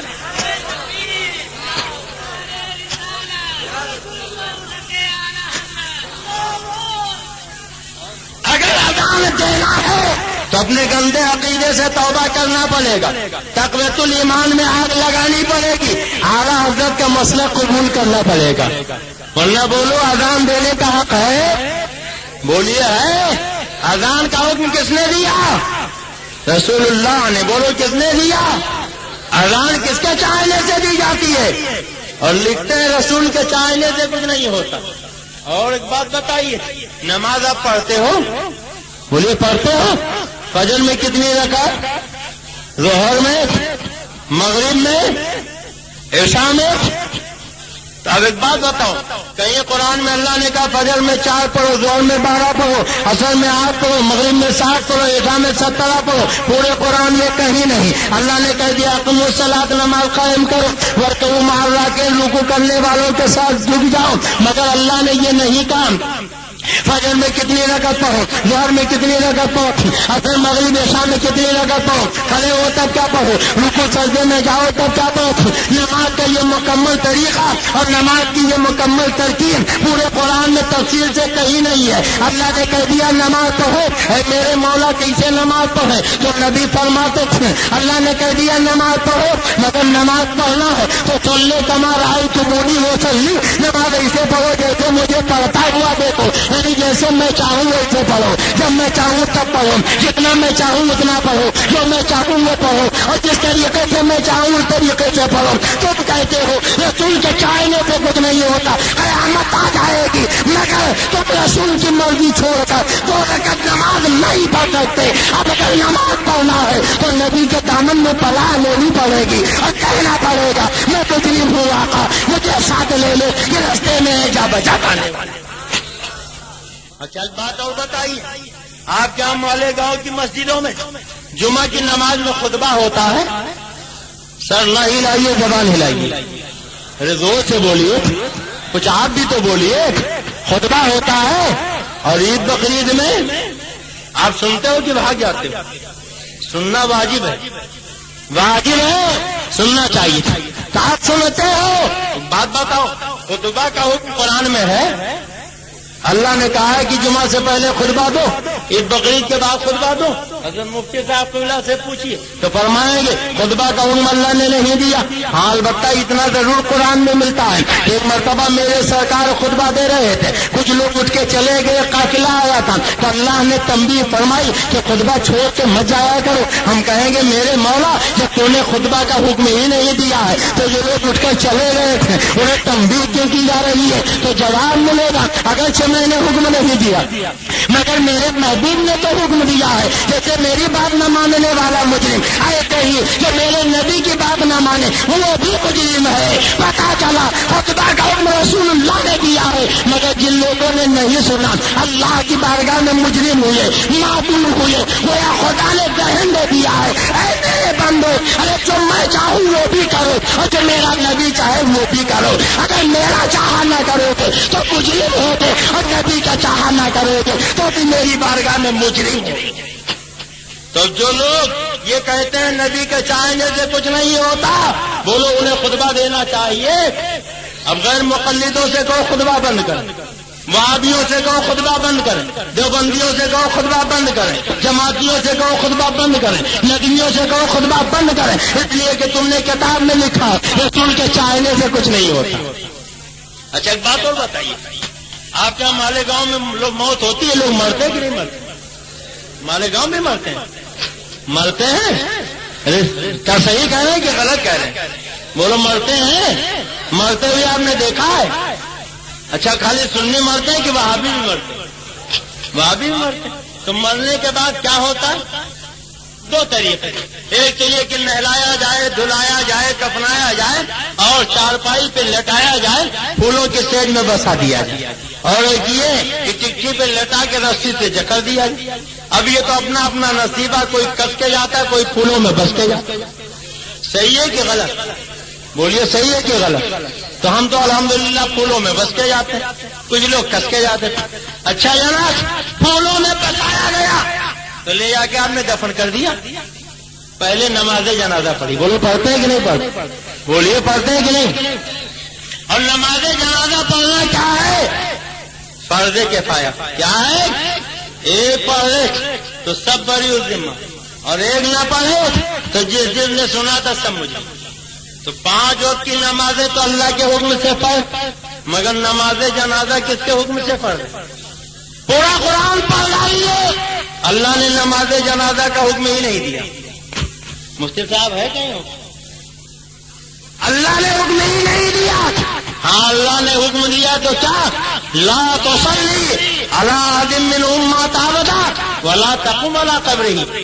جب بے ایمان یعنی یہ وہابی دیوبندی رافضی قادیانی نبی کے دشمن مر جائیں تو لا تصلی علی احد منهم مات ابدا، ان میں سے کسی کی نماز جنازہ مت پڑھنا، ولا تقم علی قبرہ، ان نبی کے غداروں کے قبر پہ کھڑے مت ہونا۔ گویا اللہ نے جنازہ کا حکم تو نہیں دیا مگر نبی کے غداروں کی نماز جنازہ پڑھنے سے روکا ضرور ہے، ان کے قبر پہ جانے سے منع ضرور کیا ہے۔ اللہ کہہ رہا ہے اے میرے نبی کے وفاداروں، تم نبی کے غداروں کی نماز جنازہ مت پڑھنا، نبی کے دشمنوں کے قبر پہ مت جانا۔ اب مالیگاؤں والوں بولو جو نبی کے غدار ہیں ان کی نماز جنازہ پڑھو گے؟ ان کی ارتھی میں شامل ہو گے؟ انہیں مٹی دینے جاؤ تو ہاتھ اٹھا کے وعدہ کرو خدا کا حکم مانو گے؟ بولو مانو گے کہ نہیں مانو گے؟ اللہ فرماتا لا تصلی علی احد منهم مات ابدا ولا تقم علی قبره، جب یہ بے ایمان مر جائے تو ان کی نماز جنازہ مت پڑھنا اور ان کی قبر پہ کھڑے مت ہونا۔ تو جنازے کی نماز کا حکم کس نے دیا؟ بولو کس نے دیا؟ رسول اللہ نے۔ کس نے دیا؟ ارے زور سے بولو، آپ کا تو عقیدہ، آپ کیوں نہیں بولتے؟ ارے سانپ انہیں سونگے جن کا عقیدہ نہیں، سر وہ جھکائے جن کے پاس دلیل نہیں۔ آپ کو تو آپ کے اعلیٰ حضرت نے دلائل کے انبار دے دیے۔ سر جھکا کے وہ بیٹھتا ہے جو مجرم ہوتا، آپ تو مجرم نہیں بادشاہ ہو۔ سر جھکا کے مت بیٹھو، سر اٹھا کے بیٹھو، آہستہ مت بولو، زور سے بولو۔ بولو جنازہ کا حکم کس نے دیا؟ زور سے بولو کس نے دیا؟ اچھا یہ کہتے ہیں رسول کے چاہنے سے کچھ نہیں ہوتا، تو جب رسول نے نماز جنازہ کا حکم دیا تو بولو انہیں نماز جنازہ پڑھنے کا حق ہے؟ بولیے ہے؟ اب ان سے کہو اپنے مردوں کو نہلاؤ، چٹھی پہ لٹاؤ، رسی سے جکڑو، ہرے کرشنا ہرے رام کہتے ہوئے لے جا کے یا تو جلا دو یا دریا میں تیرا دو۔ اگر نماز جنازہ پڑھنا ہے تو حضرت کے دربار میں ہاتھ جوڑ کے کہو میں مجرم ہوں آقا، مجھے ساتھ لے لو، یہ رستے میں ہے جا بچا کھانے والے۔ بولو انہیں نماز جنازہ پڑھنے کا حکم ہے، اجازت ہے، پڑھنے کا حق ہے۔ اچھا ایک بات اور بتائیے، آپ کے یہاں بچے جب 2 سال کے ہوتے ہیں تو آپ ختنہ کراتے ہو؟ ہوتا ہے کہ نہیں ہوتا؟ ایک مرتبہ بڑودہ میں مولوی صاحب پہنچ گئے، لوگوں نے کہا 11ویں شریف کے نعت دے دیجیے، کیا قرآن میں دکھاؤ؟ خواجہ صاحب کی چھٹی کی فاتحہ دے دیجیے، کیا قرآن میں دکھاؤ؟ اویس قرنی کے حلوے پہ نظر دے دیجیے، کیا قرآن میں دکھاؤ؟ میرا شریف پڑھ دیجیے، کیا قرآن میں دکھاؤ؟ اب تک میں نے وہی کیا جو قرآن میں لکھا ہوا دیکھا۔ ممبر پہ کھڑے ہو کے کہا بھائیو آئندہ بھی وہی کروں گا جو قرآن میں دیکھوں گا۔ کیا ہوا محترم، آپ کیوں جا رہے ہیں؟ برا لگ رہا ہے کرنے جا رہے ہیں؟ ارے ہم لوگ ضرورت ہے۔ اچھا صاحب اور تو کوئی نہیں بھاگے گا؟ اچھا نہیں، ماشاءاللہ وہ آبی نہیں ہے، وہ کسی ضرورت سے جا رہے ہیں، ضرورتیں سب کو ہوتے۔ تو بڑودہ کی جامع مسجد میں کھڑے ہوئے، کہا بھائیو اب تک میں نے وہی کیا جو قرآن میں لکھا ہوا دیکھا، آئندہ بھی وہی کروں گا جو قرآن میں لکھا ہوا دیکھوں گا، اس لیے کوئی کام کروانے سے پہلے قرآن میں دیکھ لو، وہی مجھ سے مطالبہ کرنا۔ لوگوں نے ان کا نام ہی رکھ دیا مولوی قرآن۔ سنتے سنتے کان پک گئے۔ ایک بیچارہ پڑھا کم تھا مگر پڑھا زیادہ تھا، عبداللطیف بھائی کی طرح۔ ایک دن اپنے گھر پہنچا، کہا بیگم تمہیں کچھ پتا ہے؟ کہا کیا ہوا؟ کہا یہ اپنے مولوی جو قرآنی ہے نا جامع مسجد کا امام، کہاں؟ کہا ان کا تو ختنہ ہی نہیں ہوا مگر کسی سے بتانا نہیں۔ تو یہ تو آپ جانتے ہی عورتیں پیٹ کی ہلکی ہوتی، ان کے پیٹ میں بات نہیں پستی، اور اگر منع کر دیجیے مت بتانا تو بتانا اپنے لیے فرض تصور کرتی۔ اب پیٹ میں چوہے دوڑنے لگے۔ بیگم نے کہا 2 منٹ کا وقت دیجیے، میں ابھی آئی۔ پڑوسن کے یہاں پہنچی، دروازہ کھٹکھٹایا، انہوں نے دروازہ کھولا، کہا خیریت تو ہے؟ کہا بہت اچنبھے کی بات میں نے سنی، میں تمہیں بتانے آئی ہوں، کیا بات ہے؟ کہا مگر پہلے قسم کھاؤ کسی سے بتاؤ گی؟ قسم کھا لیا۔ کہا آپ بتاؤ کیا بات ہے؟ کہا یہ اپنے مولوی قرآنی جو مسجد میں امامت کرتے ہیں نا، بات بات پہ قرآن کی رٹ لگاتے ہیں، ان کا تو ختنہ ہی نہیں ہوا۔ کہا واقعی؟ کہا سچ، بالکل صحیح کہہ رہے ہوں۔ اب ان کے پیٹ میں بھی چوہے دوڑنے لگے، انہوں نے بھی نقاب پہنا، اپنے پڑوسن کے یہاں پہنچ گئے۔ شدہ پورے بڑودہ میں خبر پھیل گئی۔ اب ایک عورت سے برداشت نہ ہوا، وہ مولوی قرآنی کے گھر پہنچ گئی۔ کہا بہن ایک بہت ضروری بات معلوم کرنے آئی ہوں، 2 منٹ کا وقت دیجیے۔ کمرے میں لے گئے، کیا پوچھنا ہے؟ کہا میں نے عجیب بات سنی، آپ کے مولوی قرآنی کی سنت نہیں ہوئی۔ آپ سے باہر ہو گئی، یہ کیا بدتمیزی ہے؟ کیسی بکواس کرے، کیسے تم نے کہہ دیا؟ ابھی اور پھول بک رہی تھی، کتنے میں ایک عورت اور آ گئی۔ کہا بہن ایک بہت ضروری بات معلوم کرنی، 2 منٹ کا وقت چاہیے۔ ایک کمرے میں لے گئی, پوچھو کیا پوچھنا چاہتے ہو؟ میں نے عجیب اچنبے کی بات سنی, آپ کے مولوی قرآنی کا ختنہ نہیں ہوا. اب تو پارا اور چڑھ گیا اور بگڑنے لگی. اتنے میں تیسری عورت آ گئی, اب تیسری کے بعد چوتھی آ گئی, چوتھی کے بعد پانچویں آ گئی. اب مولوی قرآنی کی بیوی غصے میں بھری ہوئی مولوی قرآنی کے پاس پہنچی. یہ سب کیا بدتمیزی ہے, کیسی بکواس کر رہی ہو, کیسے تم نے یہ سب کیا ہو رہا ہے؟ تو مولوی قرآنی نے کہا, کس نے کہا؟ پتا نہیں. اچھا ٹھہرو میں ابھی پتا لگاتا ہوں. وہ گھر سے نکلے, سوٹا ہاتھ میں لیا اور ٹہلتے ٹہلتے عبداللطیف بھائی کے گھر پہنچ گئے. ارے یہ خالی مثال میں ان کا نام لے رہا ہوں, حقیقت میں مت سمجھ جائیے گا. اس کڑے ہوئے برودا کے سنی کے گھر پہنچ گئے. کہنے لگے تم نے کیسے کہا کہ میرا ختنہ نہیں ہوا؟ آپ کو کیسے پتا چلا کہ میں نے ہی کہا؟ آپ بہانے مت کرو, میں کعبے کا خلاف پکڑ کے قسم کر دیتا ہوں کہ تمہارے سوا کسی نے نہیں کہا. اور نبی کے بارے میں تو کہتے ہو غیب کا علم ہے, تو تمہیں غیب کا علم کیسے ہو گیا؟ یہ سب کچھ نہیں, تمہارے سوا کسی نے نہیں کہا. کیسے تم نے کہا؟ آپ ہی نے تو ممبر پہ کھڑے ہو کے کہا تھا. میں نے اب تک وہی کیا جو قرآن میں لکھا ہوا دیکھا, آئندہ بھی وہی کروں گا جو قرآن میں لکھا ہوا دیکھوں گا. کہا کہ میں نے قرآن اٹھایا اور پورا قرآن پڑھ ڈالا. اللہ نے کہیں کہا ہی نہیں کہ ختنہ کراؤ. تو میں نے سوچا اتنے بڑے مولوی ہو کر اتنا بڑا جھوٹ کیسے بولے گے؟ جب اللہ نے نہیں کہا ختنہ کراؤ تو آپ نے ختنہ نہیں کرایا ہوگا. اب یہ جھوٹ کیسے ہو گیا؟ میں نے غلط کیسے کر دیا؟ اب مولوی قرآن سب پکڑ کے بیٹھ گئے. کہنے لگے اب بات سمجھ میں آئی, اگر قرآن میں ہم کو دلیل نہ ملے تو حدیثوں میں دلیل تلاش کرنا چاہیے, اس کو چھوڑ نہیں دینا چاہیے. اب ان وہابیوں سے کہو تم کہتے ہو رسول کے چاہنے سے کچھ نہیں ہوتا, تو اللہ نے ختنہ کا حکم ہی نہیں دیا ہے. اب اپنے بچوں کا ختنہ کرانا بند کرو. اگر ختنہ کرانا ہے تو اعلیٰ حضرت کی بارگاہ میں جانا پڑے گا اور اعلیٰ حضرت کی چوکھٹ پکڑ کے لوگوں کے کہنا پڑے گا میں مجرم ہوں آقا, مجھے ساتھ لے لو, یہ رستے میں ہے جا بجا کرنے والی. تو بولو, اذان دی جاتی ہے رسول کے چاہنے سے. کس کے چاہنے سے؟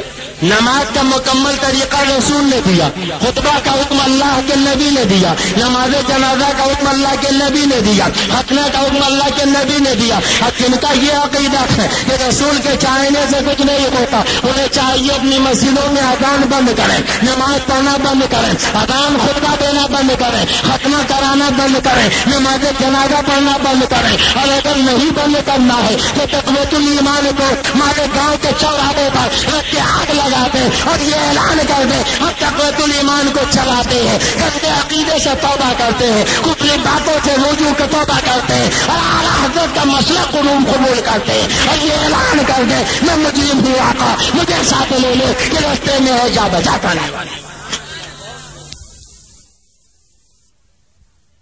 مالک بھی ہے, مختار بھی ہے, جو چاہے کرے, اور رسول کے چاہنے سے کچھ نہیں ہوتا. معاذ اللہ, جو بولو معاذ اللہ. اب رسول کے چاہنے سے کیا ہوتا, کیسے ہوتا, کتنا ہوتا؟ اجازت دیجیے ایک حدیث سنا دوں, ایمان تازہ ہو جائے. سننا چاہتے خصائص کبریٰ علامہ جلال الدین سیوطی فرماتے ہیں جنگ تبوک کے موقع پہ کھانا ختم ہو گیا, صحابہ بھوک سے پریشان بارگاہ مصطفیٰ میں پہنچے, یا رسول اللہ بھوک لگی. تو آقا یہ نہیں کہتے اللہ سے جا کے مانگے, میرے چاہنے سے کچھ نہیں ہوگا. فرماتے بھوک لگی, کہاں ہاتھ, کہا بلال توشہ دان جھاڑو, شاید کھانے کا کچھ سامان نکلے. حضرت بلال نے توشہ دان جھاڑا تو 7 کھجوریں نکلی. کتنی کھجوریں نکلی؟ زور سے بولو کتنی نکلی؟ سرکار نے دسترخوان بچھوا دیا. گویا نبی کی سنت ہے, کچھ کھانا چاہو تو دسترخوان بچھا لو. کیا کرو؟ زور سے بولو کیا کرو؟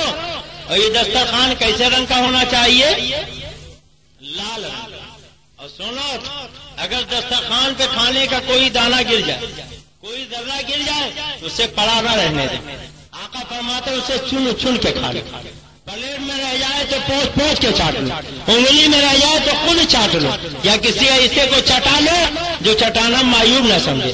آقا فرماتے تمہیں کیا پتا کھانے کی برکت اللہ نے کس دانے میں رکھی, کس ذرے میں رکھی. ہو سکتا ہے جو برکت والا ذرہ تھا وہی دسترخوان پہ رہ گیا ہو, وہی پلیٹ میں رہ گیا ہو, اور تم نے چھوڑ دیا تو تمہارے گھر سے رزق کی برکت چلی جائے گی. سبحان اللہ, جو تو کہہ دو سبحان اللہ. اچھا ایک بات بتاؤ, آپ میں سے کوئی کوڑی بننا چاہتا؟ خدا نہ کرے کوڑی بنے نبی کے دشمن، رسول کے غدار، آپ کیوں کوڑی بنے؟ اگر اجازت دیجیے تو ایسا فارمولہ بتا دوں کہ آپ کبھی کوڑی بنے ہی نہیں. بولیے جاننا چاہتے ہیں؟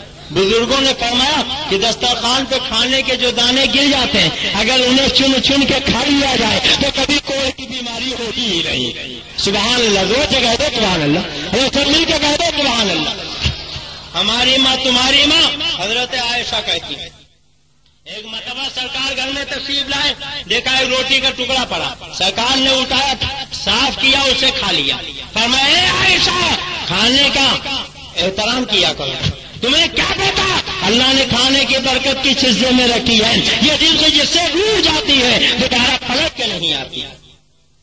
میرے عزیزوں اب میں آپ کو بتاؤں شریعت کا مسئلہ ہے. کسی کے دسترخوان پہ جاؤ تو اگر پیالے میں سالن بچ جائے جب تک میزبان اجازت نہ دے اسے پی نہیں سکتے، اس لیے کہ ہو سکتا میزبان نے تھوڑا سالن بنایا ہو، آپ پی لیں تو بعد میں کھانے والوں کو سوکھا چاول کھانا پڑے، سوکھی روٹی کھانا پڑے اور میزبان کو رسوائی کا سامنا کرنا پڑے.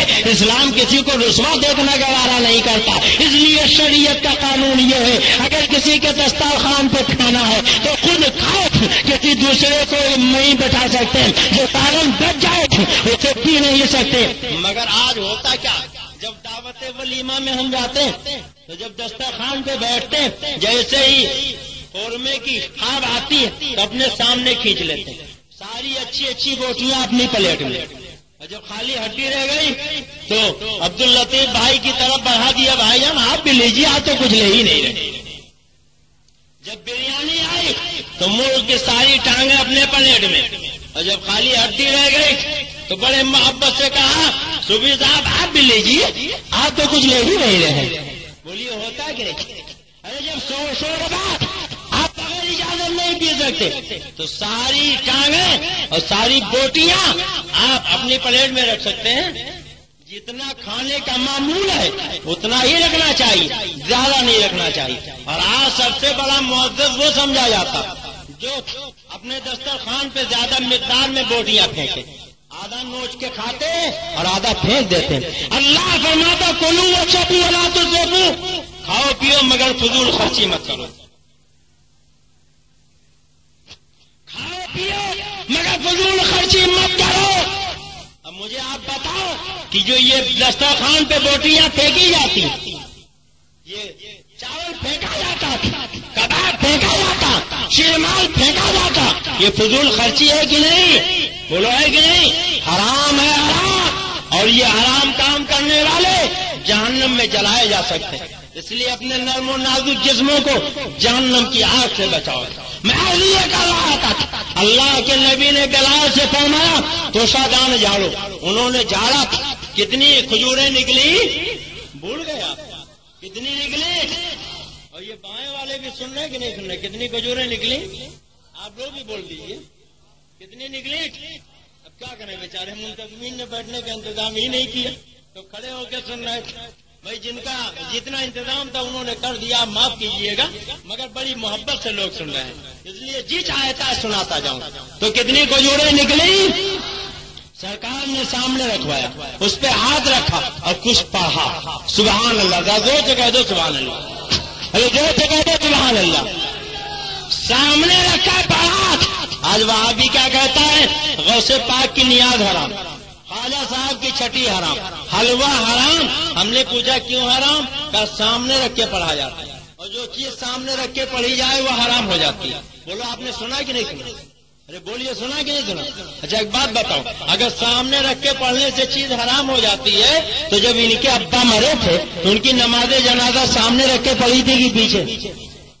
ارے بولیے کہاں رکھ کے پڑھتے ہیں؟ بولیے کہاں رکھ کے پڑھتے ہیں؟ تو اگر سامنے رکھ کے پڑھنے سے غوث کی نیاز حرام ہو گئی، خواجہ کا تبرک حرام ہو گیا، امام حسین کا کھچڑا حرام ہو گیا، تو تمہارے ابا کیا ہو گئے؟ بولیے کیا ہو گئے؟ میں نہیں کہتا، آپ ہی بول رہے. بولو کیا ہو گئے؟ کہتے ہیں حضرت کی عبد المصطفیٰ جہاں جاتا گالی بکتا. میں نے کہا کیا گالی بکتا ہوں؟ کہا خبیث کہتے ہیں، مردود کہتے ہیں، شیطان کہتے ہیں، یہ گالی نہیں؟ تو میں نے کہا اچھا آپ قرآن پڑھتے ہیں؟ کہا پڑھتا ہوں۔ میں نے کہا کیا پڑھتے ہیں؟ کہا جب قرآن اٹھاتا ہوں تو پہلے پڑھتا ہوں اعوذ باللہ من الشیطان الرجیم، پھر پڑھتا ہوں بسم اللہ الرحمن الرحیم۔ میں نے کہا ترجمہ کیا ہے؟ کہ اللہ کی پناہ مانگتا ہوں میں شیطان مردود سے۔ تو میں نے کہا یہی میں نے ممبر پہ کہہ دیا تھا، تو تم نے کہا گالی بک رہے، اب تم بتاؤ قرآن پڑھ رہے ہو کہ گالی بک رہے ہو؟ ارے اگر شیطان کہنا گالی، مردود کہنا گالی، رجیم کہنا گالی، تو تم نے تو ابھی بسم اللہ الرحمن الرحیم پڑھ کر اللہ کو رحمان الرحیم بھی نہیں کہا، پہلے یہ شیطان مردود کہہ رہے۔ میرا خدا چاہتا یہ ہے کہ میرا قرآن بعد میں پڑھنا، پہلے میرے نبی کے دشمن کو شیطان کہہ دینا، مردود رجیم کہہ دینا۔ میرا خدا چاہتا یہ ہے کہ اللہ بے تبرہ نیت ممکن، محبت عداوت کے بغیر ممکن ہی نہیں۔ کہتے ہیں صاحب یہ ممبر رسول ہے، ممبر کا کچھ احترام ہونا چاہیے، آپ لوگ کوئی احترام نہیں کرتے۔ میں نے کہا کیا احترام؟ کہا کبھی مردود شیطان کہتے ہیں یہ احترام؟ تو میں نے کہا اچھا نماز پڑھتے ہو تو کیا پڑھتے ہو؟ اعوذ باللہ من الشیطان الرجیم، پھر بسم اللہ الرحمن الرحیم، پھر الحمدللہ رب العالمین۔ میں نے کہا ارے پہلے تم نے نماز میں نیت باندھی ہے تو نبی کے دشمن کو شیطان اور مردود کہہ کے گالی بک دی۔ میرا خدا نے یہ ذہن دے دیا کہ بسم اللہ پڑھ کے مجھ کو رحمان الرحیم بعد میں کہنا، الحمد شریف پڑھ کے میری حمد و ثنا بعد میں بیان کرنا، پہلے میرے نبی کے دشمن کو شیطان کہہ دینا، میرے نبی کے دشمن کو رجیم کہہ دینا۔ جب نبی کے دشمن کو برا کہہ دو گے، شیطان و مردود کہہ دو گے، تب رحمان کہو گے میں قبول کروں گا، رحیم کرو گے میں قبول کروں گا، حمد و ثنا بیان کرو گے قبول کروں گا۔ اور اگر نبی کے دشمن کو برا نہ کہا تو سب قبول کر دے گا۔ اگر اپنی عبادت قبول کروانا ہے تو پہلے نبی کے دشمن کو برا کرو۔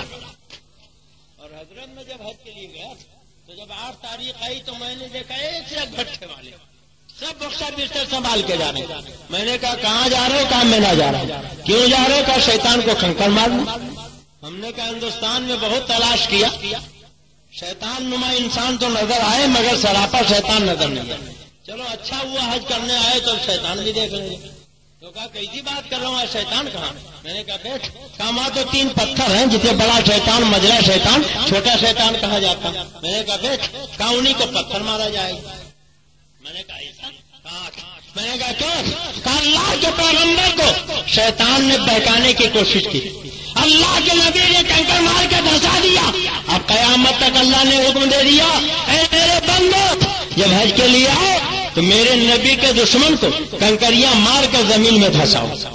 میں نے کہا ہندوستان میں کھرو کہتے تھے کہ جتنی دیر خبیث مردود کافر مرتد کہتے ہو اتنی دیر بسم اللہ پڑھو، رحمان الرحیم پڑھو، نفل پڑھو، درود شریف پڑھو، عبادت کا ثواب ملے گا۔ کیا ضرورت خبیث مردود کہنے کی، شیطان کہنے کی؟ تو یہ تو حرم کعبہ ہے، ایک نیکی کا ثواب 1 لاکھ کے برابر۔ سب مینا جا رہے تھے، خوب کعبے کا طواف کرو، خوب حجر اسود چومو، خوب صفا مروہ کی صحیح کرو، خوب عمرہ کرو، اور ایک نیکی کا ثواب 1 لاکھ کے برابر کماؤ۔ کیوں شیطان کے چکر میں پڑے ہو؟ کیوں کنکر مارنے جا رہے ہو؟ تو کہنے لگے مولانا جب طواف کا وقت تھا طواف کیا، جب عمرے کا وقت تھا عمرہ کیا، جب حجر اسود چومنے کا وقت تھا چوما، مگر اللہ کو یہی پسند ہے کہ حج سے پہلے 3 دنوں میں نبی کے دشمن کو کنکریاں ماری جائیں۔ تو ہمیں کہنے دیجیے جیسے نماز کا وقت آتا نماز پڑھتے ہیں، روزے کا زمانہ آتا روزہ رکھتے ہیں، حج کا موقع آتا حج کرتے ہیں، زکات کا وقت آتا زکات دیتے ہیں، مگر نبی کے دشمنوں کی بات آتی ہے، جب نبی کے غداروں کی بات آتی ہے تو اشرف علی کو کافر کہتے تھے، نذیر احمد کو کافر کہتے ہیں، اور جن لوگوں نے نبی کے دشمن کو کنکریاں ماری ہے تو فقہا فرماتے تھے وہ کنکریاں میدان قیامت میں ترازو کے پلے پر رکھی جائیں گی اور نیکیوں کے اضافے کا سبب بن جائیں گے۔ ایسے ہی نبی کے دشمنوں کو کافر و مردود کہنا، شیطان و خبیث کہنا، یہ کل تمہارے نیکیوں کے اضافے کا سبب بن جائے گا، اس لیے کہ یہ عدالت کے بغیر محبت مکمل ہی نہیں ہے۔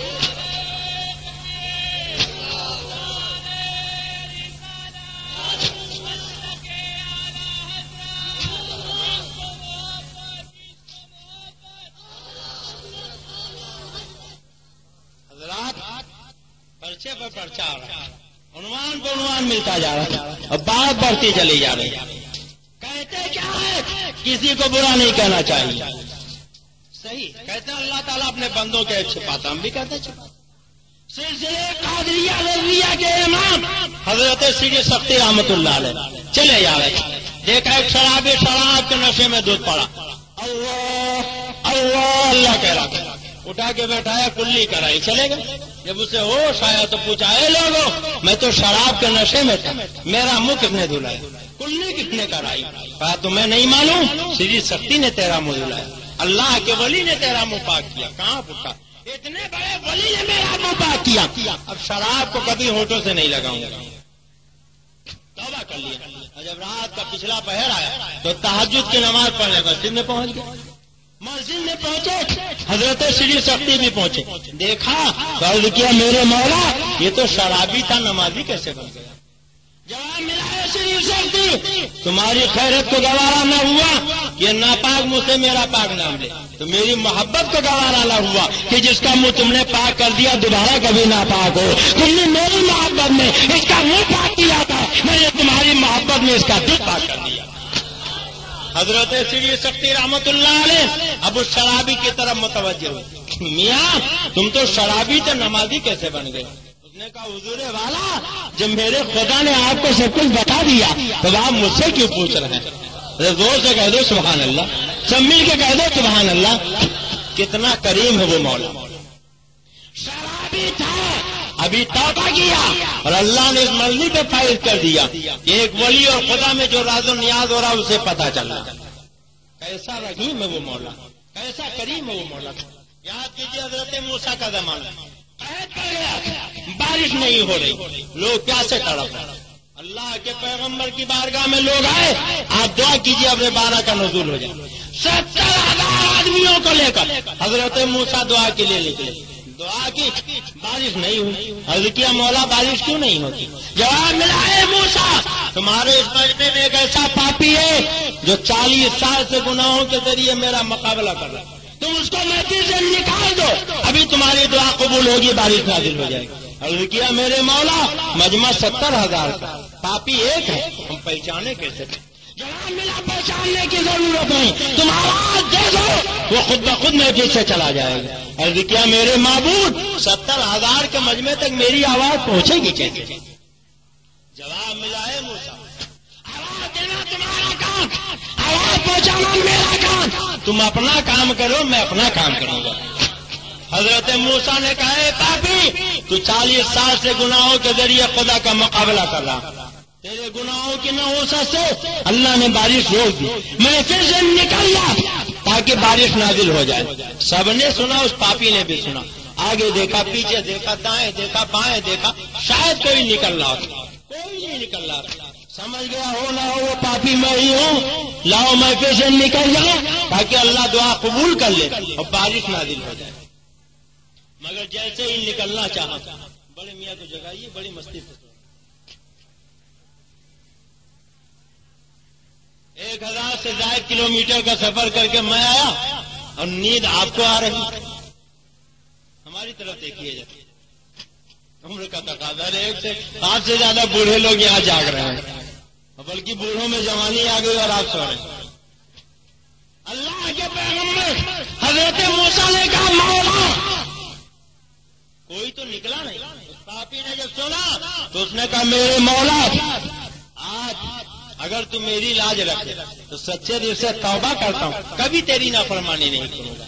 اتنا کہنا تھا کہ صاف و شفاف آسمان پہ بادل چھایا، بارش شروع ہوئی اور پوری زمین جلتھل ہو گئی۔ حضرت موسیٰ نے کہا، مولا ابھی تو محفل سے کوئی نکلا بھی نہیں، بارش کیسے ہو گئی؟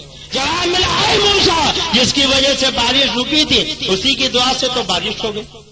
میرے مولا یہ کیسے؟ کہا، جب تک پاپ کر رہا تھا میں نے بارش روک دی تھی اور جب توبہ کیا میں نے بارش نازل کر دی۔ کتنا کریم ہے وہ مولا، کیسا رحیم ہے وہ مولا۔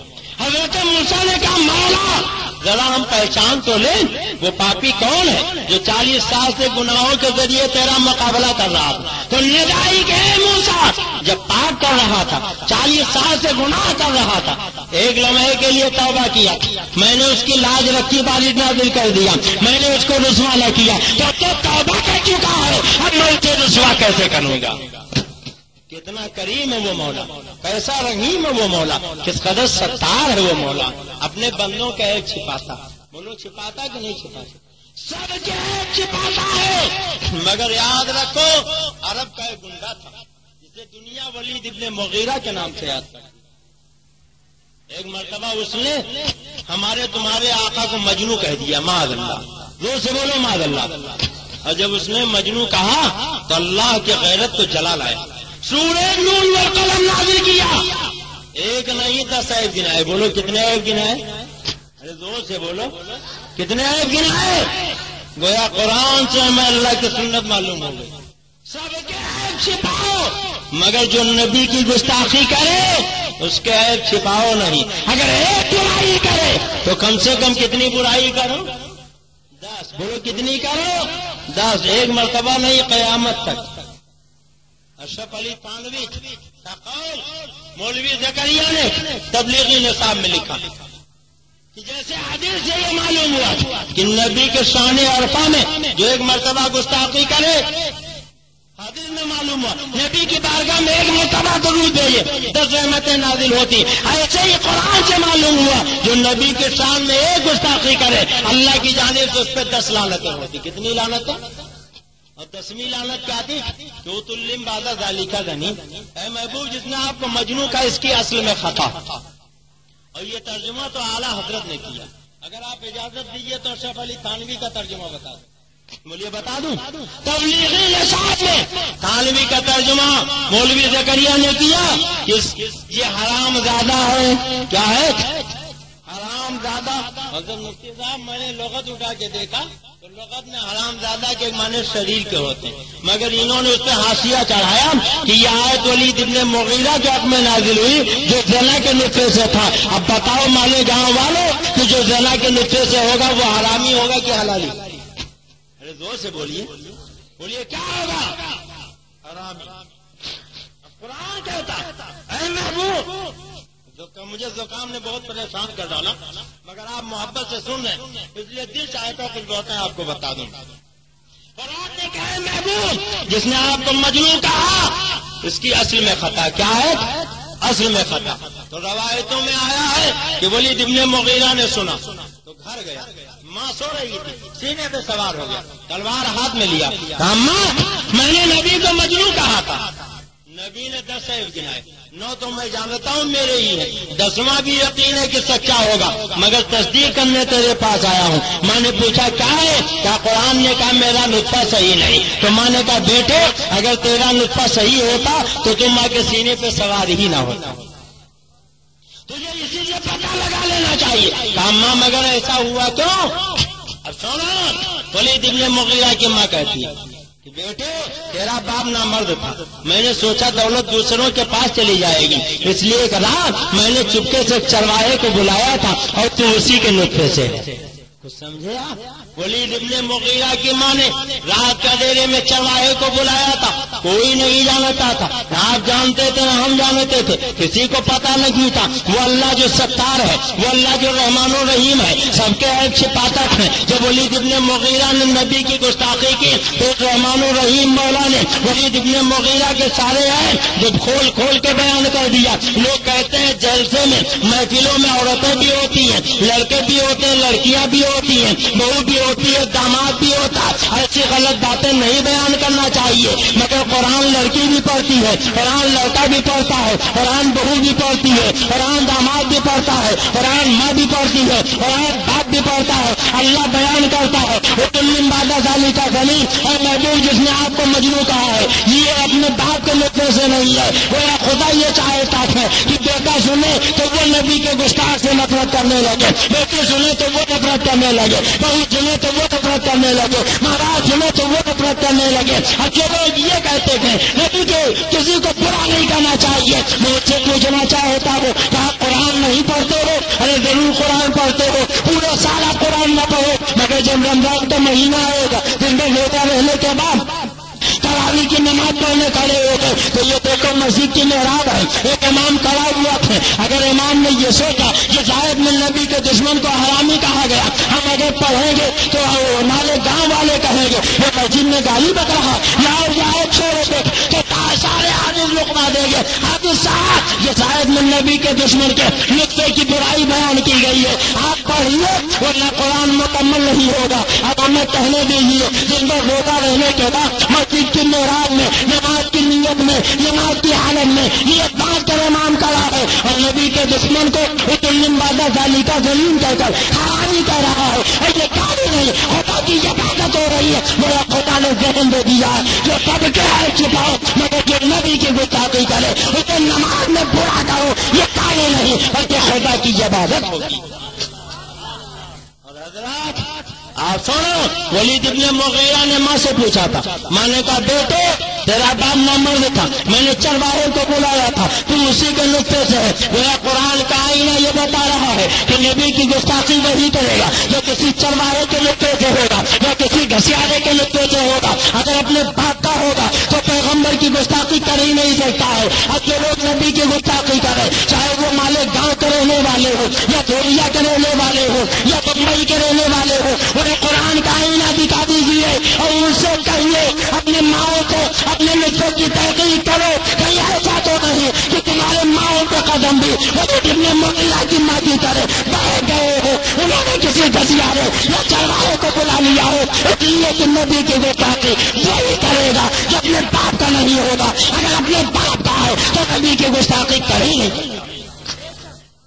اور سنو قرآن کے اسی صورت میں اللہ فرماتا سنا سمعو علی الخرطوم, اے محبوب جس نے آپ کو مجنون کہا ان قریب اس کے سور کے جیسی تھوتنی داغ دیں گے.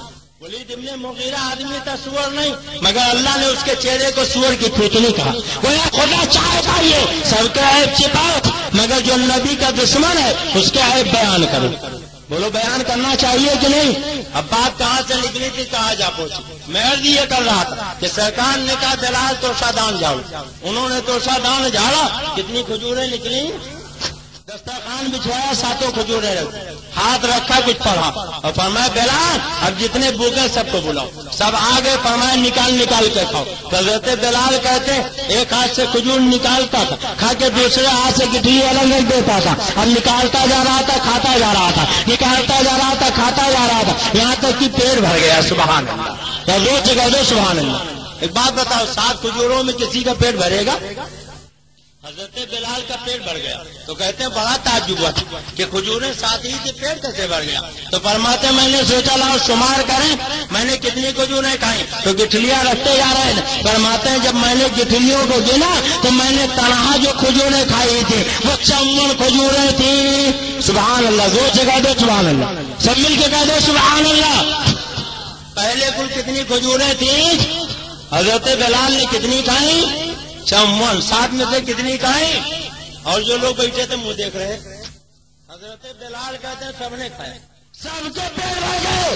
اب تو اور تعجب ہوا کہ کھجوریں 7 ہی تھی, 54 تو پہلے کھا لیا اور پھر سارے ساتھیوں نے کھایا, سب کے پیٹ بھر گئے. فرماتے میں نے سوچا اگر سرکار ہاتھ ہٹا دیتے تو میں یہ دیکھتا بچی کتنی.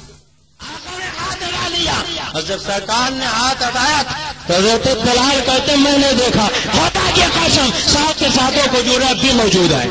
حضور سے کہہ دو سبحان اللہ, سب مل کے کہہ دو سبحان اللہ. تم کہتے ہو رسول کے چاہنے سے کچھ نہیں ہوتا.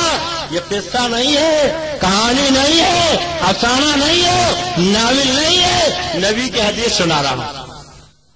حضرت بلال نے کتنی کھائی؟ 54. سارے صحابہ نے کھایا اور پھر بھی 7 کے 7 بچی رہ گئی. آقا فرماتے بلال کھجوروں کو سنبھال کے رکھ لو, خرچ مت کرنا, سنبھال کے رکھنا پھر کام آئے. رکھ لیا. پھر دوسرے دن آیا, آقا بھوک لگی, فرمایا کھجوریں کیا ہوئی؟ کا سرکار رکھی, کہا لاؤ. پھر لے کے آئے, پھر ہاتھ رکھا, کچھ پڑا, کہا کھاؤ. حضرت بلال کہتے دوسرے دن کھانے والے 10 تھے. کتنے تھے اور کھجوریں کتنی؟ فرماتے نکال نکال کے کھایا, پھر سب کے پیٹ بھر گئے. پھر آقا نے ہاتھ ہٹایا تو دیکھا 7 کے 7 موجود ہیں. یہ کہانی نہیں, قصہ نہیں, حدیث سنا رہا ہوں. اسی طرح آقا روز کھلاتے رہے اور روایتوں میں آیا ہوا ہے کہ سب سیراب آسودہ ہوتے رہے. اور جب مدینہ قریب آیا تو سرکار نے ایک بچے کو بلایا, وہ 7 کھجوریں دے دی, وہ مسکرا کے کھاتا چلا گیا. آقا فرماتے بلال مجھے شرم آتی ہے, ورنہ ان 7 کھجوروں کو مدینہ لے جاتا اور پورے مدینے والوں کو ان 7 کھجوروں میں آسودہ کر دیتا. تم کہتے ہو رسول کے چاہنے سے کچھ نہیں ہوتا، اور میرے اعلیٰ حضرت کیا کہتے ہیں، مالک کونین ہیں وہ بات دیتے نہیں، اور تو جہاں کی نعمتیں ہیں ان کے خالی ہاتھ میں ہاتھ جسم تو اٹھا غلی کر دیا۔ مجھے میرے سماعت پہ لاکھوں سلام۔ یہ بڑے موتی یہ ہے قاسم، یہ خشکا ہے پلاتے یہ ہے، اور ٹھنڈا ٹھنڈا میٹھا میٹھا پیتے ہم پلاتے یہ ہے۔ کون دیتا ہے دینے کو وہ چاہیے، دینے والا ہے سچا ہمارا نبی۔ اور سرکار مفتی اعظم کہتے ہیں یا رسول اللہ، کھاتے ہیں تیرے در کا، پیتے ہیں تیرے در کا، پانی ہے تیرا پانی، دانا ہے تیرا دانا۔ تو بولو رسول کے چاہنے سے ہوتا ہے کہ نہیں ہوتا؟